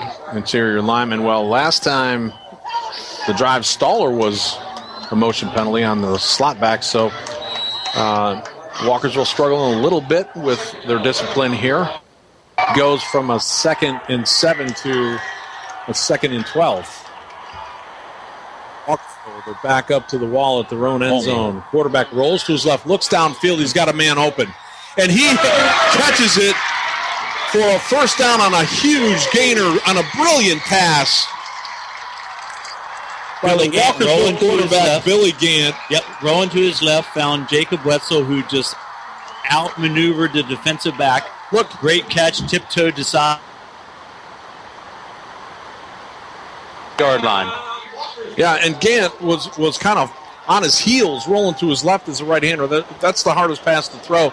Pinned it right at the 38-yard line where only his receiver could get to it. Handoff up the middle. Again, that fullback trap gets him a little bit of a push, but he's just unable to break free.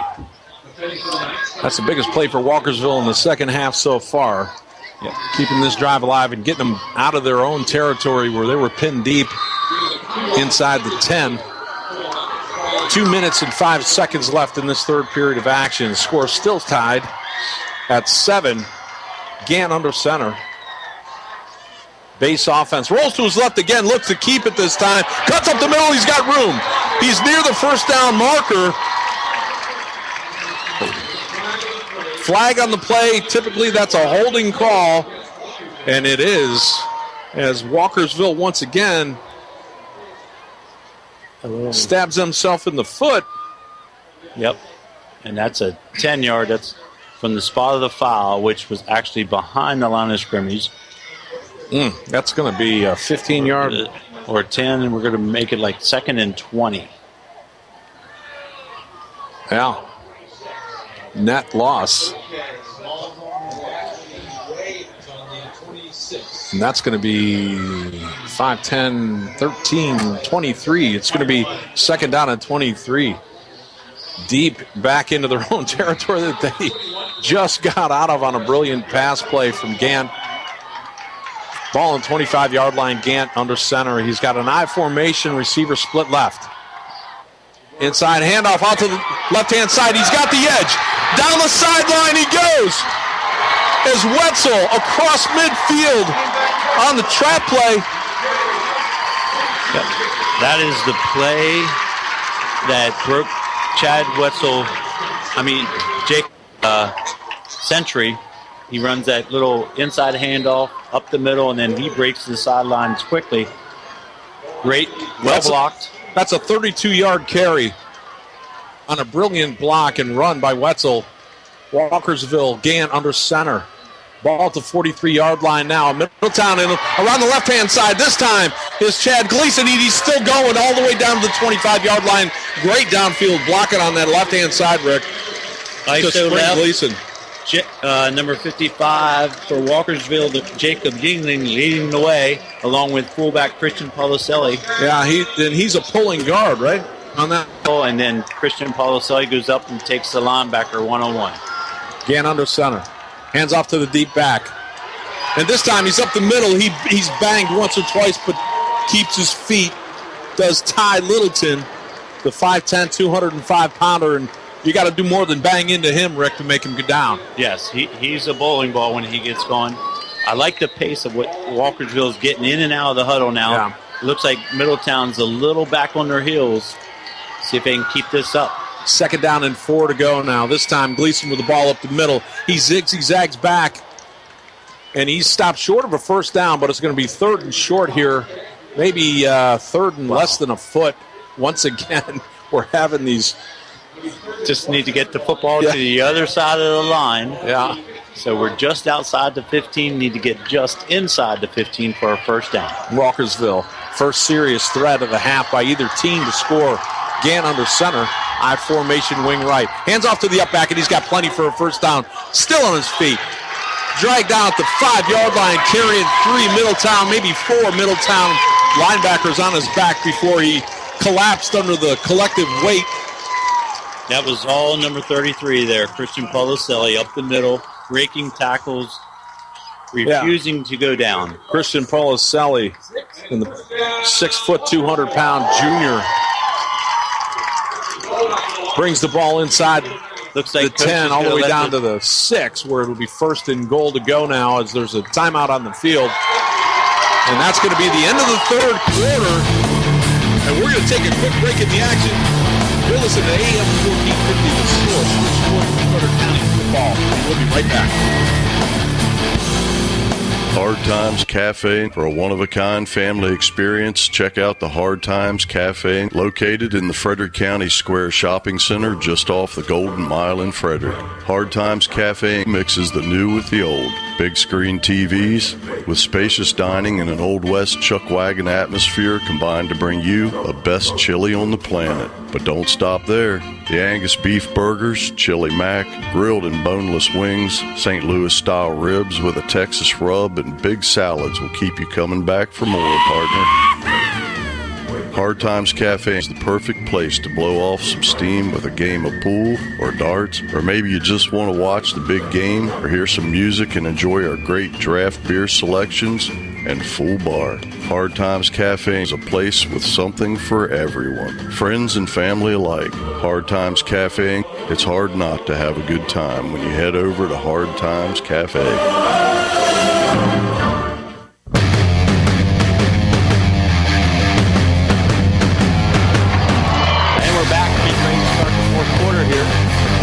See if Walkersville can continue to drive. They're on the 6-yard line. Middletown's goal line defense is set.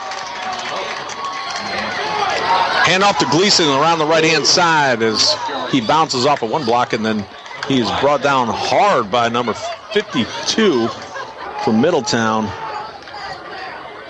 Matt Pritz. Matt Pritz, the senior. I'll tell you what, defensive tackle, nose guard, defensive tackle. Those 3 gentlemen from Middletown are having a heck of a night. Aren't they? Great game.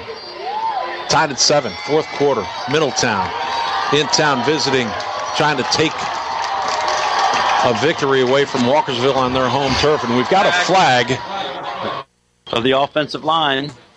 Just a half a count ahead of the quarterback. Yeah. Ahead of the snap. And I tell you, Walkersville so far has been able to respond to these penalties in the second half, but they certainly would be better suited if they got a little better discipline along that line. And you're going to get burned if it continues. I think this changes the whole offensive play calling for Coach Poles. Well, brings the ball outside the 10-yard line to about the 11. Uh-oh. Nice fake by Gant to his left-hand side. And he runs it all the way down to the goal line. The ball was loose, but I think the referee is going to call it down. Inside the 1, George. Billy Gant, great play fake. What an awesome Wetzel play came fake. back in motion. Billy stuck it in there, pulled it out, and was one-on-one. Billy Gant and the cornerback. He eluded him and then got tripped up, fell forward right to inside the 1. Nice bootleg by Billy Gant because he tucked it on his hip after a brilliant fake, as Rick just said, and was one-on-one. And I'm surprised that the Middletown backer was able to bring him down inside the goal line, but the ball is right on the nose of that goal line. We've got a full set backfield, and he's in for the score as Walkersville just punches in the middle and takes this game. Fourth quarter of action. And I believe Chad Gleason carried the ball behind his the right side of that offensive line. And before anybody touched him from the Middletown side, he was already in the end zone. So well blocked by Walkersville's offensive line. Set for the point after touchdown. It's a good snap. The ball is up, looks to be good. Referee's signal is that it is in fact good. And we've got a 14-7 lead here on the home field of Walkersville Live. Just started the fourth quarter, so we have over 10 minutes yet to play.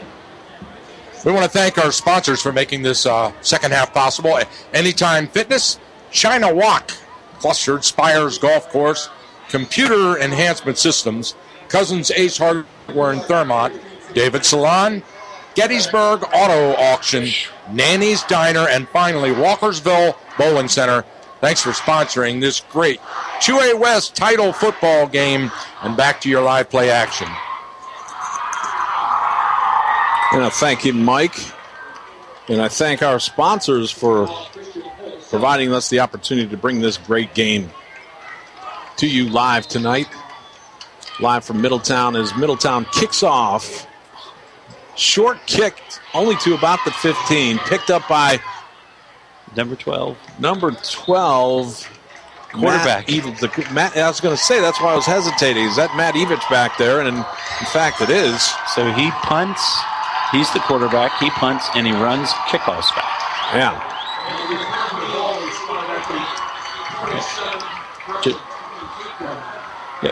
Well, Middletown certainly needs an answer here as we are winding this game down halfway through the fourth period of action. And finally, Middletown gets a shot at it. The fullback up the middle just keeps plunging forward, taking chunks of 2-3 yards at a time, getting hit. Knocking people out of the way just like a bowling ball, hitting the pins, and he gets across the 40, all the way out to the 42-yard line, Rick, before they brought him down. Number what a run. Chase Ganley. Yep. Just like on the other side when Christian Policelli, the fullback, was battling. Same with Chase on that play. Chase is a junior, too, so we're going to see him next year. Hand off by Evich. Up the gut again. Short gainer this time, maybe 3. It's like number Brandon Jones out of the split backfield that time instead of the tailback of the eye. Straight dive. They're trying to hit the line of scrimmage quick with the running back. Middletown up to the line. Evich looks left and right, turns around, says something to his backfield. Pro set, slot left. Hands off the right-hand side this time. Walkersville meets him after a surge of about a yard. It's going to be third down and about 5 to go. Yep. Ball spotted at the 47, Rick. Jacob Yingling in at left defensive tackle now. Stop number 45 for Middletown. Ganley on the short gain there. See if Middletown goes back to try to get to the edge with Brandon Jones in the backfield. We're going to call a third down and 6. Ball still on the Middletown side of the field. Setting up the pass. Oh, he stumbled a little bit, but I think it may have been out of his reach anyway. Well covered. Yeah, it was well covered, and he slipped it. It seems like that field might be just a little slick. Yeah. Sean Green, the senior. Yep. And had Jacob Wetzel and Aaron Yonke from Walkersville double covering him almost.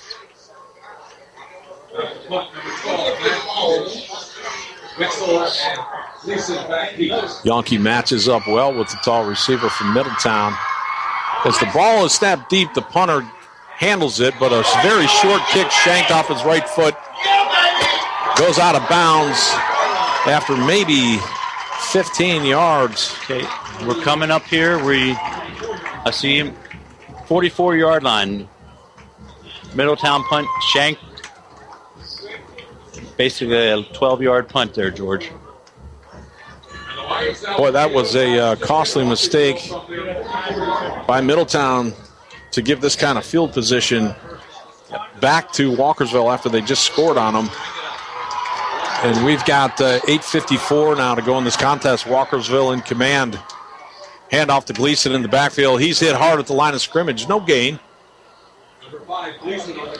Number 11, Ethan Joseph for Middletown. Again, off the defensive end. Slashes in there and cuts Chad down before he gets going. No gain on the play. 2nd down and 10 to go.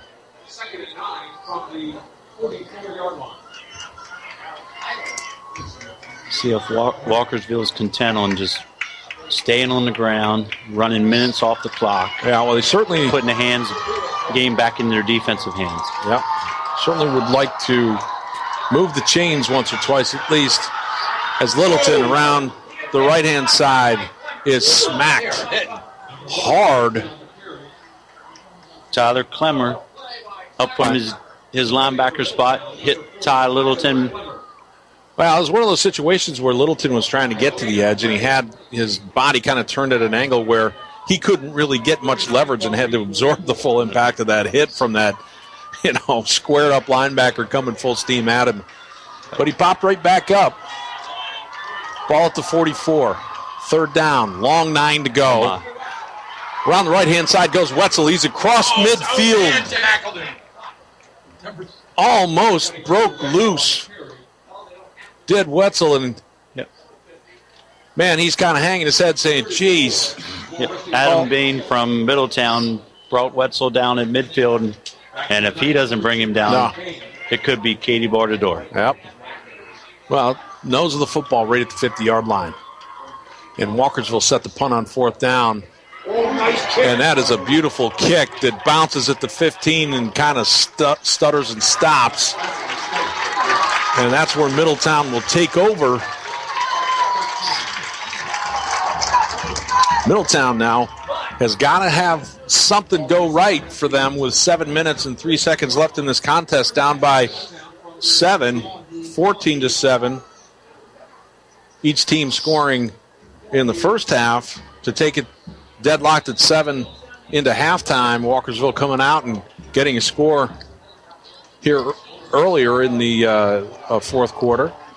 See if Middletown continues to go with those quick hitting running plays that were successful there on the last drive. Brandon Jones on the off tackle to the right. Well played by the Walkersville defense. No gain. Yeah, they're about at the farthest vantage point from our booth that we could see. So with that eagle eye of yours, what was the number of the Walkersville backer that hit him? It looks like to me Chad was Chad Gleason again Gleason? From his cornerback spot, coming off the wide receiver block.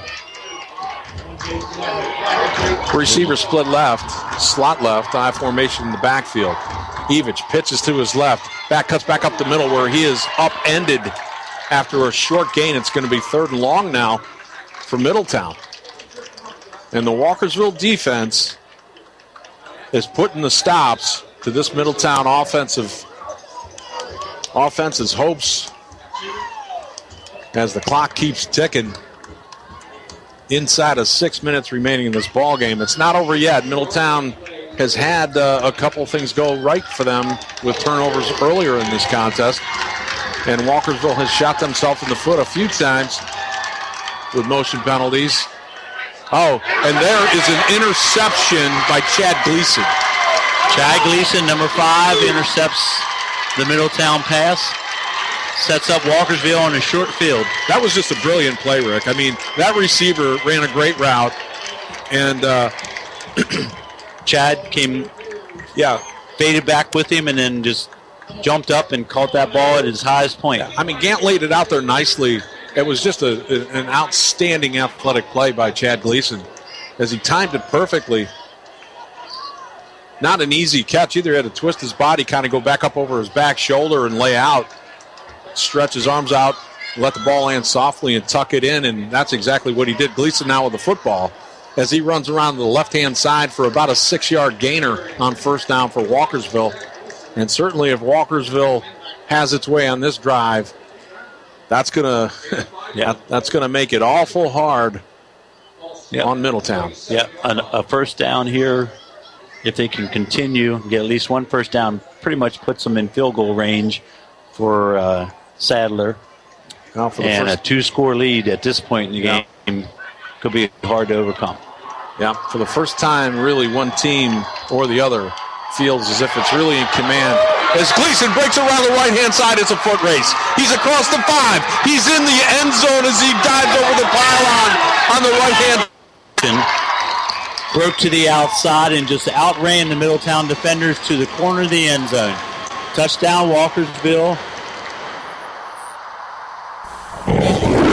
By Gleason. You want to he's tops on the contest. Well, actually, George, I'm going to correct you there. That's not Chad.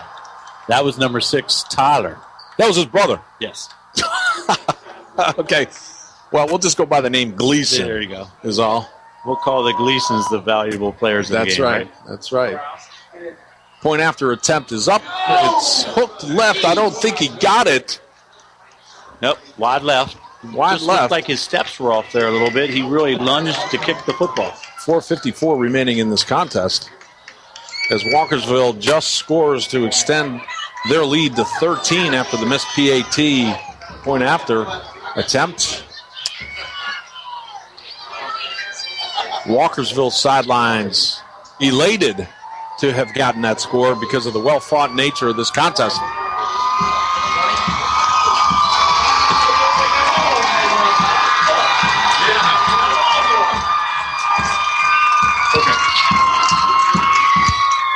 Too busy cheering. You hear the sirens go off on the fire trucks from the Walkersville Fire Department celebrating that last score as Walkersville gets ready to kick off.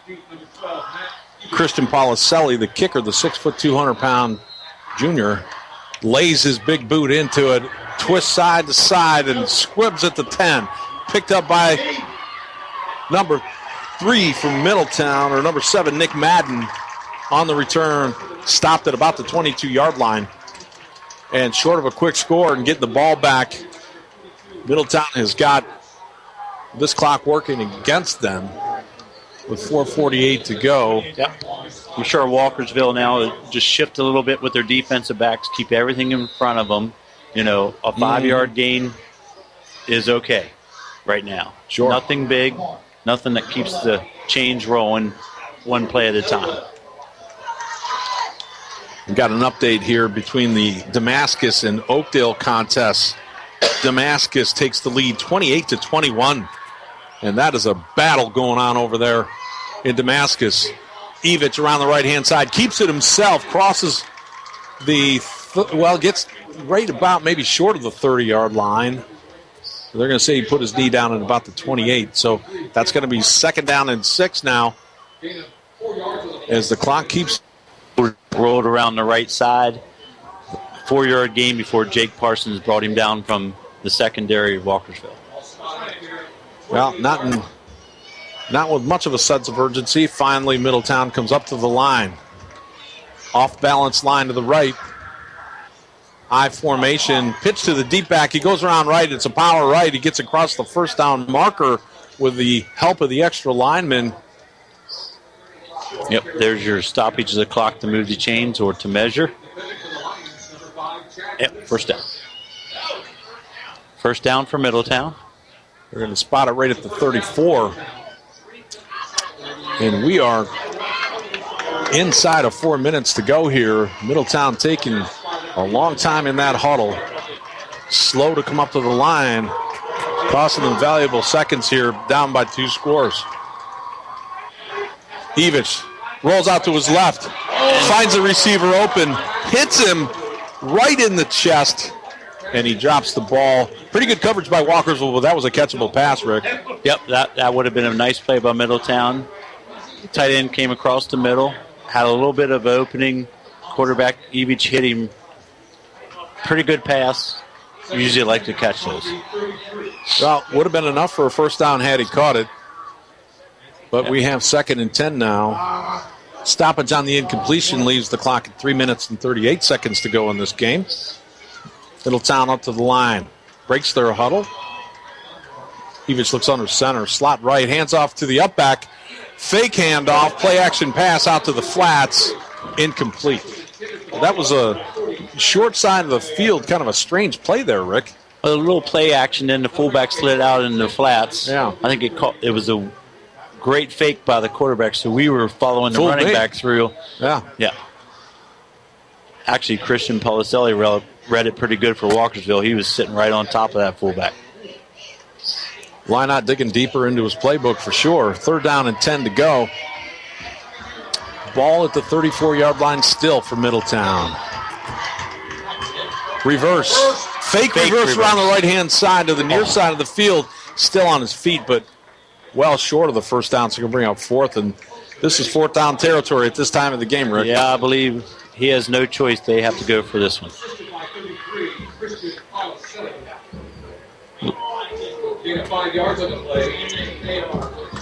Looks like they looked like they were setting up the reverse, just faked the reverse and kept it one around the edge for about a 5-yard gain. Well, I usually run the reverse before I run the fake reverse.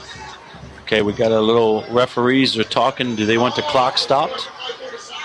We didn't see the hand signal that they went out of bounds, so. Yeah, 2:58. Looks like that's the case because he's not winding it back up. There's a. Oh, we've got a call against the Middletown sideline now, and that's going to devastate the chances on a 15-yard sideline penalty. Unsportsmanlike penalty against the Middletown sideline. Wow. Inopportune time. That's just killer. I mean, you know. Now, looks like they're punting now. Yeah. Yeah, 4th down. With 3 minutes to play, they do have their full allotment of timeouts, so they can get the ball back, Middletown. 4th and 20. Punter standing at the 10-yard line. No pressure. Short punt only goes to the midfield, but takes a great bounce for Middletown. Skips down about 15 more yards to the 35-yard line. Yeah, Walkersville didn't even put any punt returners back there. They were no risk. Let it bounce. Let it roll. We'll just play football right here. Run off. Make Middletown use all their timeouts, or we're going to run out the clock here for Walkersville. Yeah, it's all but game now. Well executed game plan by Kevin Lynott in this Middletown team. Certainly nothing to hang their heads over in this contest other than the fact that they did not prevail if things continue as they will over the next 2:47, barring anything unexpected. Hand off to Gleason up the middle. Gain of 2. We'll see if Middletown decides to call a timeout. I don't see it yet. Do you, Rick? I do not see any call for a timeout. Wow. Okay. I mean, that's almost a concession. That doesn't make any sense. I would expect them to use their timeouts right there to try to get as much time back. Walkersville's just going to stay in their, huddle for. They're going to run their 25 seconds. Yeah. Okay. After every play. Handoff up the middle again. Gain of maybe 2. Some little shoving matches going on along that line of scrimmage. Okay, now we do have a stoppage. Yeah. Minute 55, 54. The clock's ticking. And we've got a timeout now, finally. Not even sure whether Middletown actually called that timeout. They did. They did? Yep, as soon as the play ended, I saw the referee signal. I think we're going to put a little bit more time back on the clock. Well, we're going to take a real quick break, and we'll be right back with you, folks.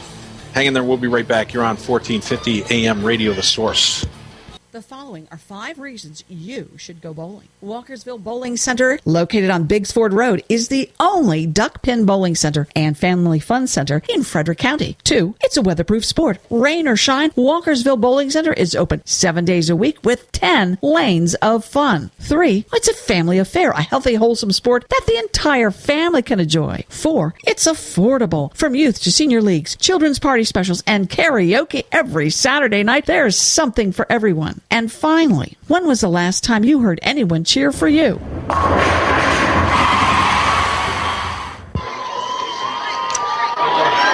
Back in action now. Walkersville around the right-hand side. Quarterback keeper as number 15, Billy Gant, runs around the right-hand side. Stays in bounds, causing Middletown to use their second timeout with a minute 53. So only took about 7 or 8 seconds off the clock. Prevented a first down, so it's going to be 4th down and 5 now.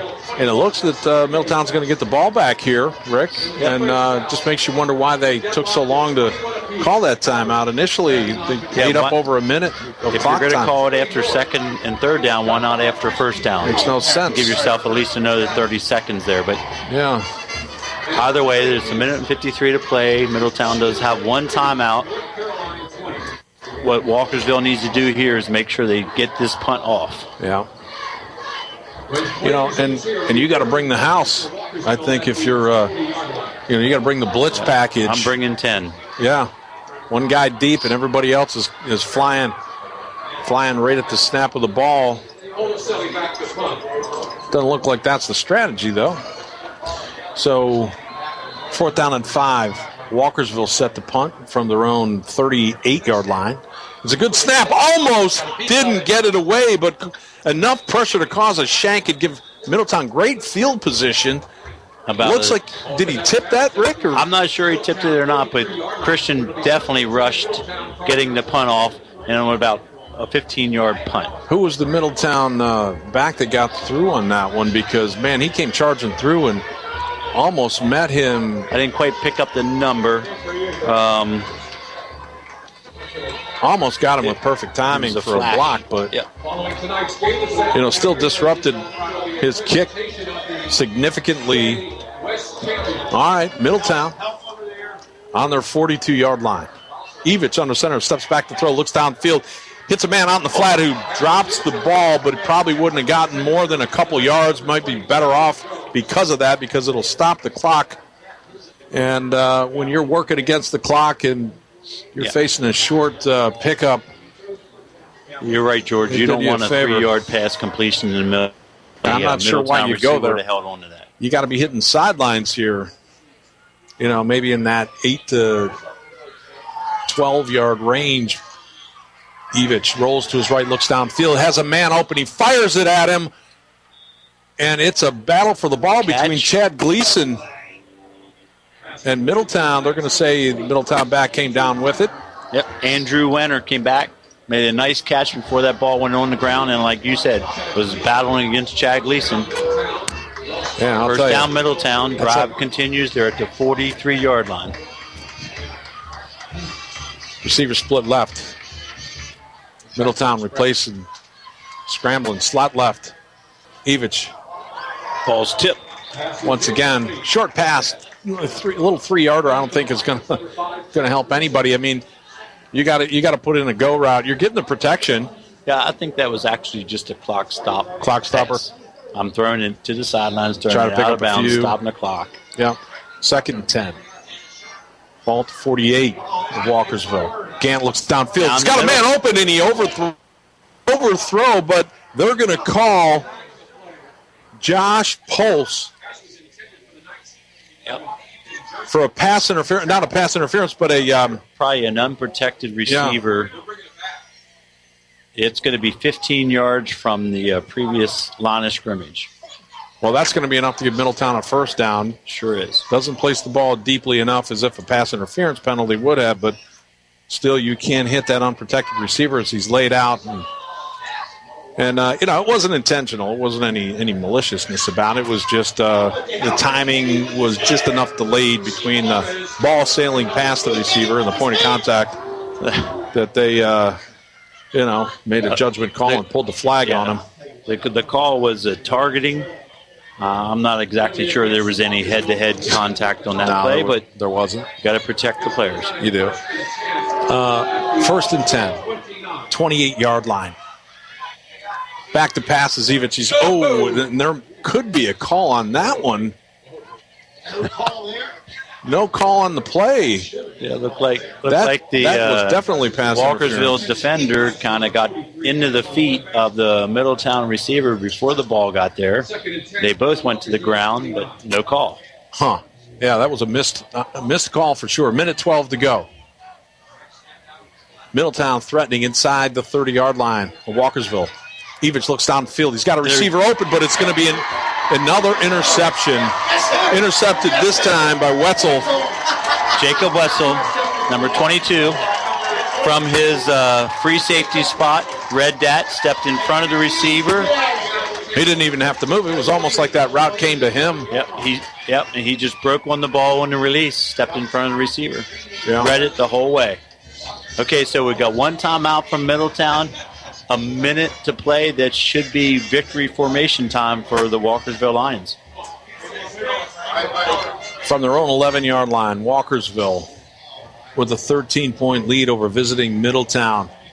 The Knights have put up one heck of a battle here in Walkersville against the Lions. And this was anybody's game, Rick, all the way up until that last score late in the fourth quarter. Yep, and in the end, Walkersville defense made enough plays to set up some short field situations to get Walkersville right here in this position to walk away with this win. And Middletown gave, a valiant effort, an excellent effort to stop that, that power running game that Walkersville has just rolled with all season long. Without a doubt. And Middletown, like you said, nothing to hang their heads about. Played a great football game. Highly contested. They came in here with a great game plan, executed it well. It's just Walkersville made one or two more plays than Middletown. And really, do you expect anything less from the Kevin Lynott coach team? Not at all. They know Look, how to here win comes the football water. games over there. Here comes the cooler with the ice on Coach Paulus. He doesn't see it coming. And they got him. Oh, they got him. They got him. They got Coach Green. They got Coach Paulus. There it is. There it is, your region championship. Walkersville Lions over Middletown by a score of 20-7. Both teams, great football game. Both fan bases should be very proud of their teams. Absolutely. Student athletes, great game. Treated to just an outstanding performance by two of the top programs in football-rich Frederick County, Maryland. And what an outstanding game. Maybe the best game that I've seen this. As we've seen all year. Yeah. Well, so, gentlemen, what happens now with this the standings? We're into the semifinals. Walkersville leading the entire 2A Maryland. Right. In the Maryland point system, Walkersville had the most. So, actually, what will happen is that in the state semifinal round, the two teams with the highest will host. One will host number 4. Right. 2 will host number 3 based on that regular season point average. So they'll get east or south or north. Walkersville's the first seed, though, so they're going to catch the top 4. seed. We're going to catch the 4th seed here probably next Friday night. Wow. Interesting. All right. Yep. So home field advantage is huge. Yes, and I'll tell you what, this Walkersville community has been coming out all year to follow these kids. This is just a great environment here. Yeah. I mean, building memories. You don't want to over sentimentalize things, but year in, year out, the outstanding school system that the citizens of this county enjoy, is epitomized by, the ascendancy of their sports and, across all sports, across boys and girls sports. This is just another example of, the quality community that we all share in Frederick County. So it's a pleasure. It's a difficult time when your team loses, but this program here in Middletown has nothing at all to hang their heads over. I mean, they've got such a rich history themselves. Yep. And, this is just an era where they could not match up well enough against this powerhouse of a team in Walkersville. Yep. And, I think if you're the Walkersville people, you circled this date expecting to be here. If you're Middletown, about mid-season, I think you expected to be here. Mm-hmm. And you kind of knew who you were going to be up against. And again, Middletown came in this week and played a great football game. Yeah. All right, gentlemen, we'll step aside for our last commercial break here and come back for our post-game wrap-up after this important message from one of our sponsors. The following are 5 reasons you should go bowling. Walkersville Bowling Center, located on Biggsford Road, is the only duck pin bowling center and family fun center in Frederick County. 2, it's a weatherproof sport. Rain or shine, Walkersville Bowling Center is open 7 days a week with 10 lanes of fun. 3, it's a family affair, a healthy, wholesome sport that the entire family can enjoy. 4, it's affordable. From youth to senior leagues, children's party specials, and karaoke every Saturday night, there's something for everyone. And finally, when was the last time you heard anyone cheer for you? Hi, I'm Rich Robertson with a Computer Enhancements Tech Tip.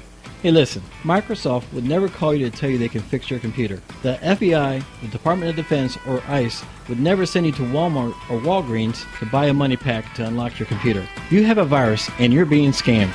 Don't ever let anybody that you don't know personally into your computer remotely. If you have anybody trying to sell you a service or trying to access your computer, call me at 301-620-1580. Computer Enhancement Systems is located on Route 26 in Frederick at Monocacy Boulevard. Call them at 301-620-1580. That's 301-620-1580. If you need help with your computer technology today, or visit their website at cesitservice.com. Computer Enhancement Systems, your secure network to quality IT service.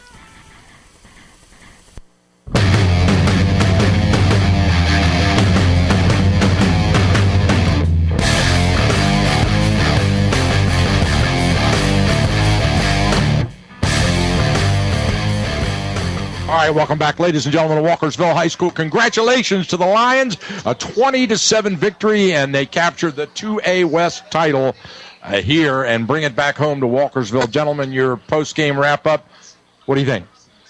Well, I want to start by congratulating Middletown. As they progressed through this season, you could see their team getting better and better and better, and they came in here with a great game plan. The young athletes executed it to the T. They just ran into just a little better team. Walkersville was just a little bit better tonight, and that's what happened. I want to take my hat off before we name a player of the game and talk about Billy Gant, quarterbacking for Walkersville, whereas all season long he didn't have to make plays. I mean, it was a run game, run-oriented. But tonight, he had to make plays. The way Middletown was stopping the Walkersville run game, Billy Gant had to make some passes, and he came through. Big game for Billy. It was pretty clear-cut in my mind until you just mentioned, that about Billy and the situation that he found himself in coming into this game. And to that extent, even though, we're going to say Chad Gleason was the player of the game, I mean, without question, it's just that close to calling Billy Gant is co-player of the game.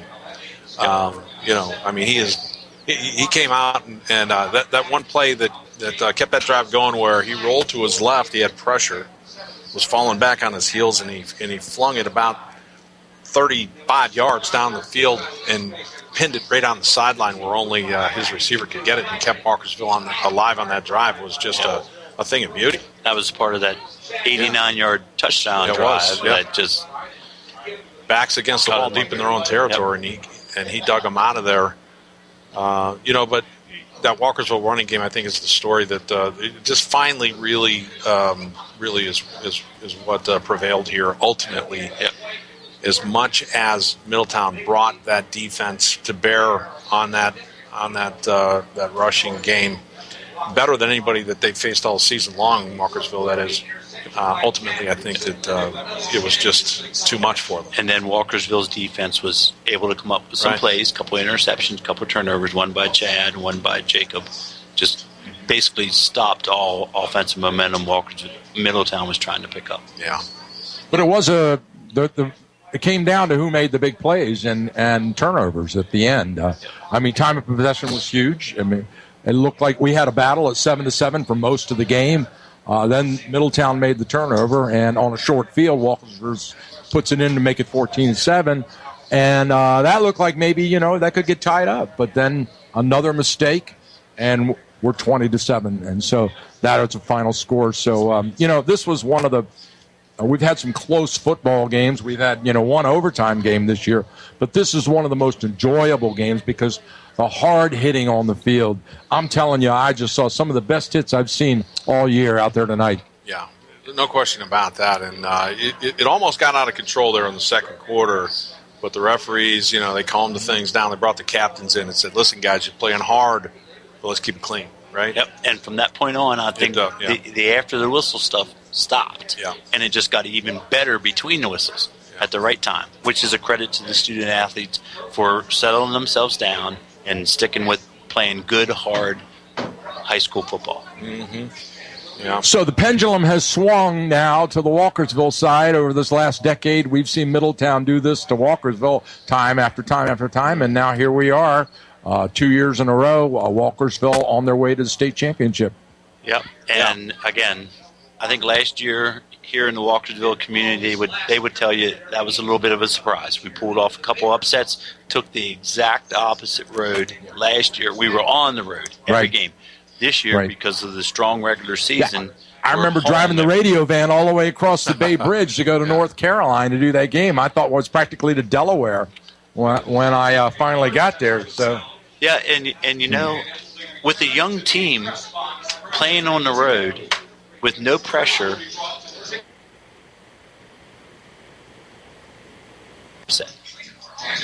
Yeah. Hey, I've just been handed this note from our statistician, Will Burns. Walkersville will host Dunbar here. Oh, they're the Dunbar. Wow. Now, George, I don't know if you remember, but we did a Dunbar-Brunswick game down at Dunbar. It was about, 4 or 5 years ago, wasn't it? Yeah, and I had a police officer, traffic cop there tell me to park in a spot, and after the game I came out, and there was a $90 ticket on my windshield. Right. So I'll never forget that game. Yeah, I hope Mike paid that for you. No, he didn't. I mean, he was very gracious in his expression of feelings towards my situation, but no. And we have a final. Damascus has defeated Oakdale 35-21. That is a final. So congratulations to the Hornets, who state champions, 3A state champions. Yeah. Looks like they're maybe headed for a second one. I don't know. You know what I was said last week was it'd be really cool to see Walkersville play Damascus, but that ain't going to happen. No. Well, and I'm not getting ahead of myself. Next year, Damascus becomes a 2A West school. I didn't know that. So it's going to be one heck of a region. But awesome. anyway, Speaking of next year, did you hear about the new alignments? That's what I was alluding to. Yeah.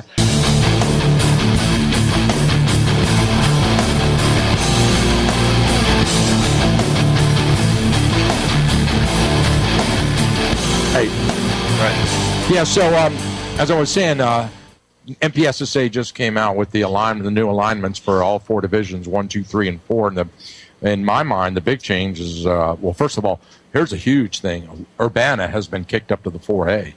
Really? And after Urbana's season, that's bad news. Well, I mean, the struggles that we're well aware of that are going on there is only going to be compounded by that. Right? And another thing, we've got 3 coaching positions open in Frederick County right now with Jerry Smith resigned yesterday at TJ. The coach down at Brunswick resigned earlier in the week. And, of course, Ryan Hines is the AD at Urbana. He can't keep coaching. So he's not going to stay coaching. So that's 3 jobs open in Frederick County. But the big news, Urbana's up to the 4A. Catoctin has dropped down to the 1A, along with a couple other Carroll County schools knocked down to FSK, and a couple other ones knocked down to the 1A. So those are the big shakeups in the alignments. Well, no. Look at the 3A West. Yeah. 3A West. 3A West. I mean, okay. 2A West. The Damascus 2A comes down. Okay. Yeah. Damascus comes down. Yeah, you're right. Valley Damascus is in the 2A. Oh, my goodness. So my dream has been realized when I just set up. Oakdale. Wouldn't it be great to see Damascus play? Oakdale comes down. Oakdale's down in the 2A. You're right. That is huge. 2 I see that. potential state champions in Damascus and Oakdale this year are going to be in the same division next year. Damascus, Oakdale, Walkersville, and Middletown all in the same division next year. Wow. Unbelievable. That is going to be So the 3A is no longer the powerhouse. It looks like the 2A has 2A's become where it's at, huh? the new powerhouse. Huh? Wow. All right. Well, that's it, gentlemen. George, great to have you back in the booth again. Great to be here, for sure. Rick, Coach Rick, great to have you. You guys did a great job tonight. We thank all of our listeners for tuning in. We hope you enjoyed this broadcast. We're going to be back here again next week. We'll bring you the Walkersville-Dunbar game, and that's our final Frederick County team left on their way to Annapolis, gentlemen. We're headed for Annapolis. You looking forward to that? I've never been inside Navy Stadium. Me either. Great facility. Been in there one time just as Have a you? spectator. Watched college lacrosse. A professional lacrosse game there. We're breaking new ground. Cool. So looking forward to going with all of us, the whole team, that'd be great. to Annapolis in a couple of weeks. So that's it, ladies and gentlemen. That's a wrap from the entire AM 1450 team. I want to thank you for tuning in to this great high school 2A football game. We'll see you next week. Have a great weekend.